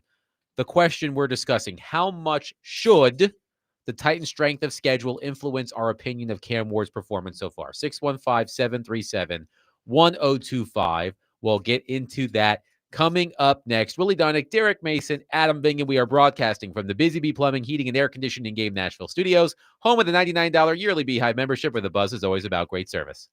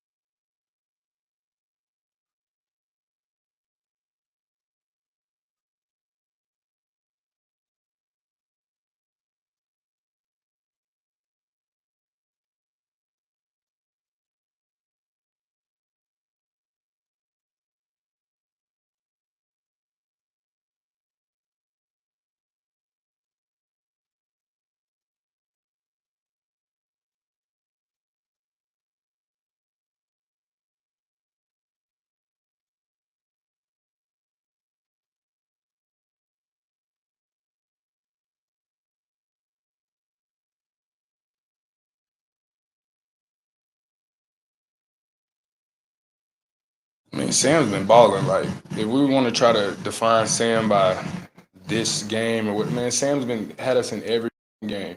So for him to sit there and say, "Oh, that's my fault," no, it's not.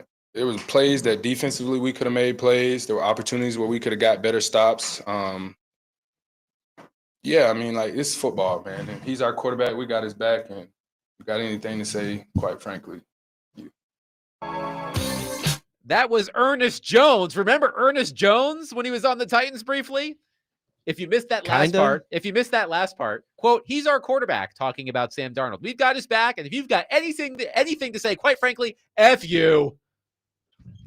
We'll see how Sam Darnold bounces back after a 4-interception performance last week.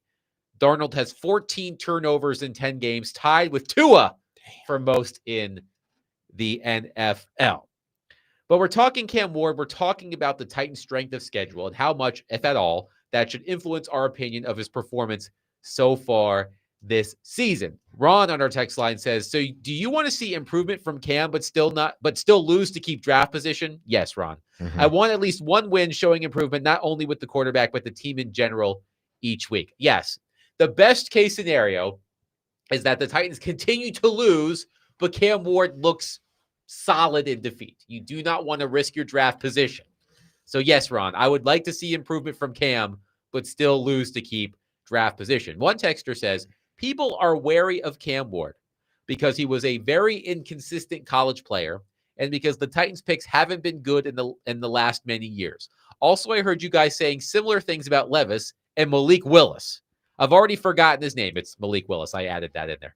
I keep hearing you can't judge them yet, and yet they still had a chance of being good quarterbacks. I didn't know, remind me of this, but I didn't think Cam was inconsistent in college. Nowhere, I don't think. I'm going to be honest with you. Something? I didn't watch a ton of Miami last season. But even what I watched, it didn't seem like he was inconsistent. So, but again, I mean, I understand that in today's NFL, people want to see it now. And, frankly, hey, listen, I get it. I want to see it now, too. I want to be, like the Washington Commanders and Jaden Daniels and him exploding. I want to be like the Houston Texans with C.J. Stroud or, Denver with Bo Nix. I wish our team would have started off like that, or even, second year Drake May. But that's not where we're at as a organization. That's not where this organization is at. That's not where this quarterback is at. That's not where this team is at. I just hope to see gradual progression by this quarterback, because I know that you can't truly evaluate this quarterback. Why? Because of what's around him. And listen, what's around him is either very young and inexperienced, or they're hurt, or they're just not performing at that level that we all thought they were going to perform at. So then we asked the rookie quarterback to come in and have a rookie shine and rookie of the year type of season. It didn't happen. It's not going to happen that way. It didn't happen with the quarterbacks last year, outside of Jaden Daniels and Bo Nix. And if you look at really Bo Nix's team, it was pretty much his defense. This defense, he made plays when he needed to, and they put together things when they needed to. But that defense is what really kept them. And the Titans haven't had that luxury of having a top tier defense. And then the veteran guys who are supposed to uphold their end of the bargain, they are doing just that. They're not doing that. So now we put it all on the rookie quarterback. And yes, he needs to get better. But I'm not going to sit here and say, well, they need to go to another quarterback. He ain't the guy. After a half a season, and in that half a season, guys have been in and out of the lineup, and this roster is just frankly not good. So Nick Suss of the Tennessean earlier this week had a report. How close did the Titans really come to signing Sam Darnold last offseason? Here's the meat of the report, as reported by Nick Suss of the Tennessean. Quote, as sources told the Tennessean, Titans coaches were interested in evaluating the veteran quarterbacks who could come available. Not just Darnold, who could have returned to Minnesota via franchise tag or contract extension, but also former New Orleans and Oakland quarterback Derek Carr, who retired rather than facing the market. The front office never loved the idea. Even if signing Darnold meant trading the number 1 pick in exchange for a massive haul of draft picks, there wasn't belief the roster would be strong enough to seriously contend within the first 2 cheaper years of Darnold's contract. The strategy of signing a win-now quarterback to a roster that wouldn't be ready to compete felt tantamount to signing up for roughly 7 wins a year and wading back into the quarterback market in 2 or 3 years. I think that's a fair assessment. Do you guys agree generally? If they had gone for Sam Darnold, it would not have been enough to be worth it, right? Because to sign Sam Darnold, you would have needed to give up picks. Well, but win enough games, and the roster just isn't good enough to support. He was a free agent, so you wouldn't have had to give up. No, picks. if they wanted to franchise tag him, Minnesota. Yeah. If they wanted to franchise tag him, and then trade for him, and then you would have had to give up something. Did Seattle give up something to do it, or did he just hit the market? He just hit the market. They just decided that they weren't going. They traded Geno Smith and signed Sam Darnold. So I think the argument is, if you, and it was tricky because if you made the deal for Darnold, that would have been before the draft, right? Yes. And Minnesota hadn't released him yet, had they? I don't remember the timing of it, but you would then not need to draft Cam Ward. Maybe it would have been tougher to dangle the first pick, but in theory, if you could have a perfect scenario, you would have made the move for Darnold and then traded down from 1 and grabbed all the picks. But I still think in the short term, you'd have a high-paid quarterback with a roster that's not ready to win. The Titans went through this before, but on the reverse of it, they had a team ready to go, but didn't in their mind feel they had the quarterback that can facilitate that. So what did they do? They went out and traded for Tannehill. And Tannehill came in and he was exactly what they wanted him to be. Now, they wanted us, getting the Super Bowl, I get that. But as far as the production that he had at that position, especially when he became a starter, I think it worked out for that team because you had a veteran quarterback that was good enough to take a team that was already the team that was poised to win. He was able to hold his own when he needed to, but unfortunately, we all know what happened in the playoff game. But that was a situation where it was on the other end of the spectrum, where they had a team ready to go and they just needed that quarterback to help them. How would we evaluate? Because I haven't watched a ton of the Seahawks, but Darnold has been pretty good, right? Fair to say? Yeah, I think he's outside of last week. He has been good. Yes. What is it? Like he's 17 touchdowns, 10 interceptions. Yeah, so he's up there in interceptions, but completing 70% of his passes. He's an MVP candidate. 70.2% of his passes. As far as look at some of the fancy stats, EPA 7th, pretty good. So, I mean, he's done what they hoped he would do. There's no question. One texter says, let's see if I can find that. Where did it go? Now I lost it. There it is. The same texter texted in a couple of times after I read it initially. I'm worried Cam Ward will demonstrate the sunk cost fallacy. He was the overall number 1 pick, so we have to keep him and build around him, even if he doesn't produce well. But being the number 1 pick is irrelevant if he can't produce. I mean, eventually, listen, while they're building around him, eventually, if they see he's not the guy, then I think they pivot in a way that they did with Marcus Mariota. You have a team, you're drafting, you're building that team. And if you figure, okay, he's just quite not what we need, then you pivot to a veteran guy with a team that's ready to go. And then that veteran guy can come in and just, get underneath center and just seamlessly go.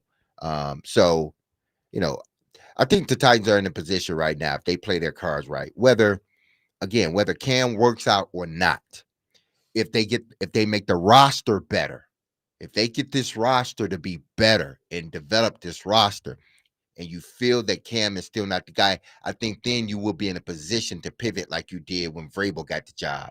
You pivot to a guy like Ryan Tannehill. And then now You got the roster that's ready to win, and now you got a veteran quarterback that can help you win. Maybe so it's not this, man, if it doesn't work out, Cam, like, man, they're going to have to be in the market for. No, the big thing outside of Cam, I know Cam, but that's like a singular thing. But the big thing is to strengthen this roster. That's what you got to do. I think we've told a lot of stories about quarterbacks this week. A lot of different people in different spots along the spectrum. There's so many pitfalls, whichever way you decide to go. You have to say that for those like sitting in Minnesota saying, should they have done what they did and let Darnold walk? You got to be sitting there going, look what he's doing in Seattle. The Seahawk fans who, they would been fairly mediocre the last few years with Geno Smith. The move for Darnold is an uptick. Got to get for now. Now it's only 10 games in, right? There's still a lot of games. Remember, he faded last year at the end of last season. That influenced some things, I would say. He has a reputation for not being able to perform when the lights are brightest. The Vikings lost that game against the Lions at the end of the regular season, which forced the Vikings to go on the road despite being 14-3. They had to play that game in Glendale, I believe, because of the fires in California. They lost to the Rams. He was sacked. I can't even remember how many times. And this game this past weekend, which was also against the Rams, if I'm not mistaken, that's a big game in the NFC West. And he threw 4 interceptions. So that is the wrap on Sam Darnold. He'll play well when it doesn't matter. Do you think, I just, because I'm thinking about this, like, especially in a Titan situation, they have their quarterback and whether he works out or not, but you start to see the trend in professional footballs in the NFL, where these guys that have been cast off, now they're starting to find homes, and not to say that they're elite quarterbacks there, but they're really good quarterbacks. We even talked about Mac Jones. He may be the next one, or Daniel Jones end up being the next guy. Are we going to get to a place, and it may be good for teams like the Tennessee Titans, where because of these, knee-jerk reactions, or these owners or GMs don't have as much patience, where after about 2 years, just like coaches, they're ready to get rid of their quarterback. Maybe we're going to be in an era where the cast-off end up being the quarterback that leads the team to where they want to go, because we're starting to see it, whether it's Darnold, whether it's Baker Mayfield, Daniel Jones. We can name other quarterbacks that have won other places that have played good football. So are we going to get into this era, because we're always talking about the next guy, the next 5 or 10 guys that are coming up, or this draft, there ain't as many quarterbacks that are coming out that are worthy. Well, what if it's that these quarterbacks need more development? So you draft them and you give them years to develop, but you still figure like, I don't want this guy. So you ship him off and he goes somewhere else. And what happens? He starts to become the player that you had envisioned him to be. That's you're making my argument. Maybe they should keep Will Levis around. Yeah, I did this. Maybe they should keep Will Levis just to see. I didn't mean to do that, but see, there you go. Just keep him around in the back pocket. You got to go to break before Willie keeps talking about exactly. this. Before I give him more ammunition. 615-737-1025. We wrap up the week as we always do by taking it to the bank. We'll do that next. Willie Donick, Derek Mason, Adam Vingan, 102.5 The Game.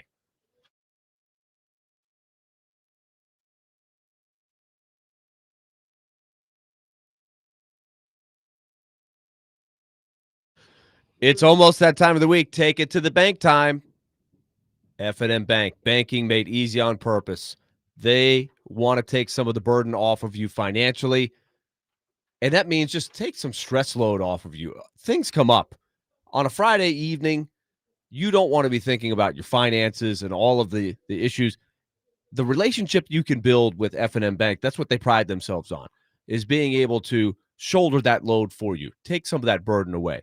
They've got great tools to help you. I've talked a lot about one of them, the Smart Swipe debit card. You're looking for ways to save money without even thinking about it? The Smart Swipe debit card. It's going to round up every purchase you make to the nearest dollar, and that extra change, 25 cents, 29 cents, 79 cents, it's going to round up little by little. You're going to be saving some money. A simple tool. You can turn your brain off, and you're going to be saving money. Just find the nearest location to you by going to myfmbank.com. That's myfmbank.com. There's 20 locations in the listening area. Your business means more to them. We're about to take it to the bank, thanks to our friends at F&M Bank, member FDIC.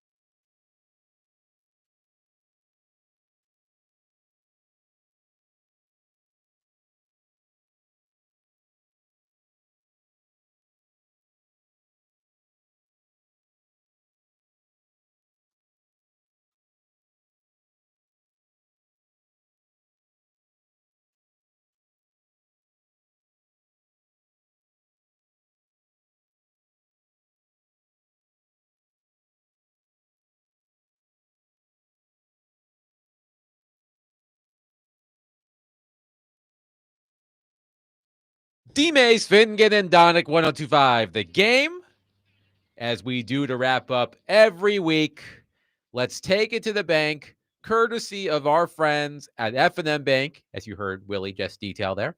Less worry, more living. F&M Bank, banking made easy on purpose. You can visit one of their locations throughout Middle Tennessee and Southern Kentucky or online at myfmbank.com. Before we get to this week's picks, let's go to David Janes to recap last week's picks. All right, gentlemen. So first off, let's go to the general questions. The first one was, will the Titans score over 13.5 points on Sunday against the Texans? Now, D. Mason Willie had the over. Me and Adam had the under. They hit 13, but the point system is 13.5. So should have gone for two. Listen, I'll take it. Should have gone for the win right there. Me and Adam got the point right there. You guys were nuts. You guys were nuts. Exactly. We have every credit to be upset or to be down on the Titans. So there you go. Yes. Now, the next one was, will Georgia cover 6.5 against Texas? Now it wasn't a close one, boys. Blowout. So it was a blowout. So Georgia got that, and D. Mason Willie got points off that. Me and Adam did not. So we're even. Exactly. We'll call it even. But so Adam, your picks were, you said the Ravens would cover 7.5. Just by 7. They only won by 7. Should have gone for 2. And Duke will not cover 5.5 against UVA. UVA crushed Duke. Yeah, that was such a weird line. Duke was favored at home 5.5 against a ranked Virginia team, and the Cavaliers just whooped that ass. So yeah, there you go. I'll take it. Adam, you got 4 points this week and a total of 49 points. Okay, sounds good. Now, Willie, your 2 picks were Mizzou -7 and Bama -6. I think you only got one of those. 1 out of 2. Yep. So you only got 4 Bama, points. what the heck? I know. Yeah. But you know what? I'm not mad about it. But you got 4 points from this week and 68 total. Yeah. I was just holding serve. 2 up, 2 down. Not too bad. Not listen, bad. you have a good lead against Yes, us. So yes. let's relax a little bit. Now, D-Mace, you said Cam will have 2 touchdowns. He only got 1. I know. And Lamar would have 3 touchdowns. Lamar did not do that. So you got 1 point for total, 1 point this week and 40 total. So there you go. At least I'm not doing as poorly as Derek. Exactly. Yeah, at least no. Derek, I mean, how would you characterize? You're leading the underdogs, but you're in last place in this. I don't, because my energy is focused on Wednesdays. On Wednesday, you need some of that Friday energy. No, I got the Friday energy. What I'm saying is that's like, Wednesday is national championship. Friday is conference championship. Whoa! So we're only down to conference? You were saying that last year when you won this. Wow. Hey, but listen, silly underdogs has been around for a while. 31 years. That's the national championship. That's what I want to win. I can take some points away from you. I want to win the conference championship, but it's all about national championship. You're saying the take it to the bank is only on regional television. Yes, for us. It's us. FanDuel Right Sports exactly. Network. It's not on ABC. It's on tape delay. It's on tape delay. Tape delay. It's an interconference. It's an interconference thing. By the way, speaking of silly underdog picks, Chris Sanders texted me earlier to tell you that you look like Forrest Whitaker. Oh my goodness, Chris is just you can't say anything. Looking like Bo Diddley. But I need. Yeah, you really can't say anything when you look like Little Bill. Yeah, that's true. That's true. Now for my pick, oh man, no, these were bad. I said Lamar 4 touchdowns. I said Memphis would win, and I pressed, and Willie, you missed this. I pressed the losers game show button on accident instead of the money sign, and that was an omen for the Memphis Tigers to lose. So it wasn't a fun week for me. What happened to Memphis? I don't like talking about it. Ryan Silverfield is just whatever. So I got 1 point for a total of 52 total points. General questions, you guys can go. All right, Willie, you are in charge. Okay, the general questions. The first one is pretty basic. Does Tennessee get it done in the Swamp? Now, they are favored. We're going to throw the point spread out. Win or lose? It's been more than 20 years. I believe it's 10 consecutive losses in the Swamp for Tennessee at Florida. Yes. So Does yes or Tennessee no? win at Florida? I say yes, they will win. Derek? I say Tennessee wins. I will also say yes. Really? Okay, David, what do you got? Can you say the question again? So sorry, I was busy. It's just flat out. Does Tennessee win in the Swamp? No. Okay. Florida gets it done. So David's taking the Gators. The rest of us are taking the Vols. All right, Willie, your second question. The second one, a little more analytical. We finally saw Cam Ward take a step forward in the running game. He had 33 yards rushing last week. That is way more than he's had in any week as a football player on the pro level. So we're going to try to take baby steps. He only averages, after getting 33 last week, he still only averages 7.9 yards per game on the ground. He is not going to be confused with Steve McNair or Steve Young or pick your favorite running quarterback. He's no Lamar Jackson. Not even in the same stratosphere. So we're going to set the bar low. And we're going to say over or under. Are we going to have something? Is he starting to pick up that he does need to run a little bit? Over or under 16.5 yards rushing on Sunday. Willie, 16.5. Why don't you answer your own question first? No. Derek? He's going to go under. I would call him Lamar Waxon, not Jackson. Not that he just, I'm talking about running because he don't run. It's the opposite of Lamar Jackson. 17.5, man, that's so low. Just one run could do that. Exactly. But okay. He did have a What did you 20-yard pick? run last What week. did you pick? You picked Willie said under. I said under. I gotta go over. Okay. I gotta get some points. I hope he I gets gotta it. go. I mean, he needs this tool. I gotta he go. needs You this said tool. 17 and a half. I'm rooting for Cam. Well, one of my individual selections has to do with the rushing attack. I will say under on your Cam Ward question. Okay. I'm going over. Okay. All right, so 2 for 2 there. 2 unders, 2 overs. All right. Let's get to our individual selections. I'm staring at mine, so I'll just go first. The Seahawks allow 93.5 rush yards per game. One of the best totals in the NFL. The Titans average 78.9 rush yards per game. The worst total in the NFL. The Titans will be held under 70 rushing yards total against the Seahawks on Sunday. Under 70 rushing yards. So if they hit 70, it has to be 69 or fewer. Nice. I'll just say it. 69 or fewer. So the Titans will be held under 70 rushing yards versus Seattle. And this is the moment we've all been waiting for. I'm going to do a little drum roll for myself here. Not only will Xavier Restrepo play on Sunday, he's making a catch. Oh, wow.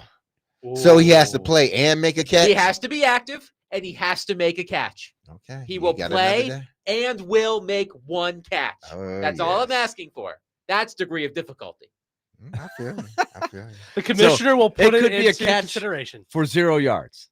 As long as it says on the box score, Xavier Restrepo, reception 1. That's all that matters. Okay. Yardage does not matter. All right. Minus 2 yards? No, that matters. Okay. As long as the ball is thrown to him and he secures it, even if he's tackled 10 yards behind the line of scrimmage, But it's the still a question catch. is, if that happens, are we going to have a show on Monday, or is the world just going to end because of the Restrepo streps or whatever we talk about? Okay, what if he gets a 5-yard catch, but then there's a penalty, and they say we decline the catch, but we take the penalty to get a first down? The box score has to. I'll be checking ESPN. I'm just going over every scenario here. That's all. Every scenario. I mean, if he catches a pass and it's nullified by some sort of penalty, that doesn't count. Okay, it has to count as a catch. All right, but he's going to do it. All right, he's going to do it. I hope so. What else could go wrong? You know, what else? Don't What could say be that. worse? I Don't don't know. say that. Yeah, it all can right, be worse. Derek, why don't you go next? All right, I'm gonna do this for you, Adam. Okay. Duke is a 39-point favorite, 39.5 against Niagara. Coming up at 6 o'clock. Yeah, they will cover. They will beat them by 39.5 points or more. We'll see. They will cover. And in basketball, even though it's a large cup, sometimes you don't get the 39 points. You take your players out at the end. They end up losing by 20 instead of 39. But I'm hoping that Duke doesn't do that. Or if they do it, then they still We'll find out in just a matter of hours because that game tips off at 6 o'clock. We'll have to see if it ends up being on the bad beats. It goes right down to the last thing. That could be good. We can do if that happens, we can have our own bad beats next Friday. Yes. And we'll reenact the last few seconds because it could be complete scrub garbage time. Like, by the way, Donick could be in the game. Whoever the Duke version of Donick is, crowds going off. Could be in the Let's game, see if Willie get Willie a shot. Come on, he hasn't had a shot. Get him in there. Just to put this on everybody's radar in a couple of weeks. Duke goes to Michigan State. Yes, we will. We will talk about that game. That's going to be one of that's a universal question. Exactly. We'll have some sort of side bet on that game. Oh, absolutely. All right. And then my second one is the Titans will get 2 or more sacks in this game. Okay. The pass rush has been a little better. It's been better. Yeah. Okay. Willie? I'm going to go with the Coach Willie, and Coach Willie is staying away from the Vanderbilt Kentucky game. No, Willie, don't. I'm staying even keeled. Coach Willie. Got to hope for a good performance by the Doors. Mm-hmm. But my theory is when the glare gets a little up there, it's not easy to continue to play great football. The pressure continues to go up. So I'm going to take a couple of big dogs to cover tomorrow. Mm-hmm. Virginia Tech plus 17.5 at home against Miami. Okay. The Hokie Nation's excited. They got their new coach. James Franklin is going to be there. He'll probably be having a pep rally. He'll have some presence. Head banging to some Metallica.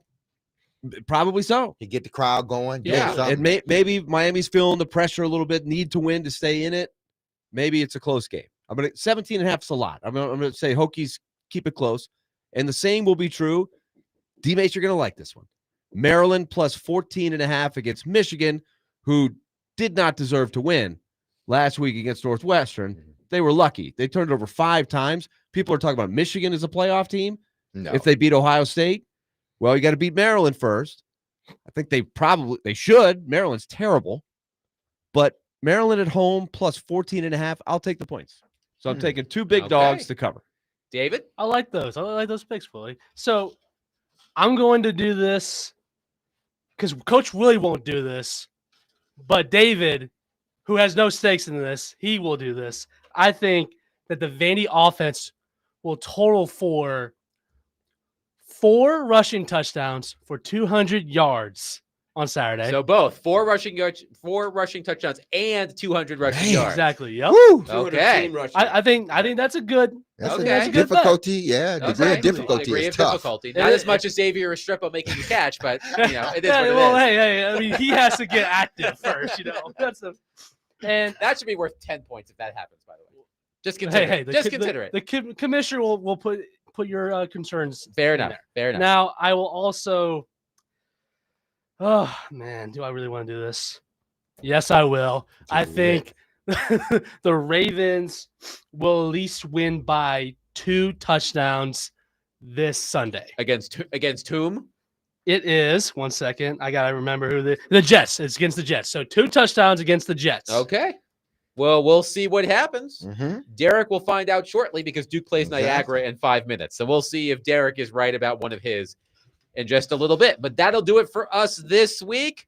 We will be live at Bridgestone Arena. It's been a minute since we've been at Bridgestone Arena. We will be live at Bridgestone Arena on Monday. The Predators host the 2-time defending Stanley Cup champion Florida Panthers.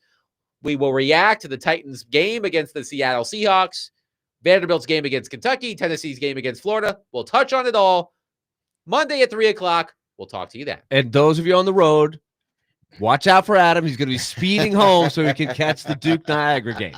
Just drive safely. Watch out for Adam's car. Absolutely. I'm taping it.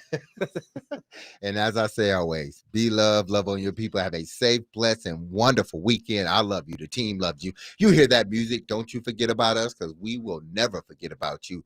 We will be back. Same time on Monday, 3 p.m. Peace.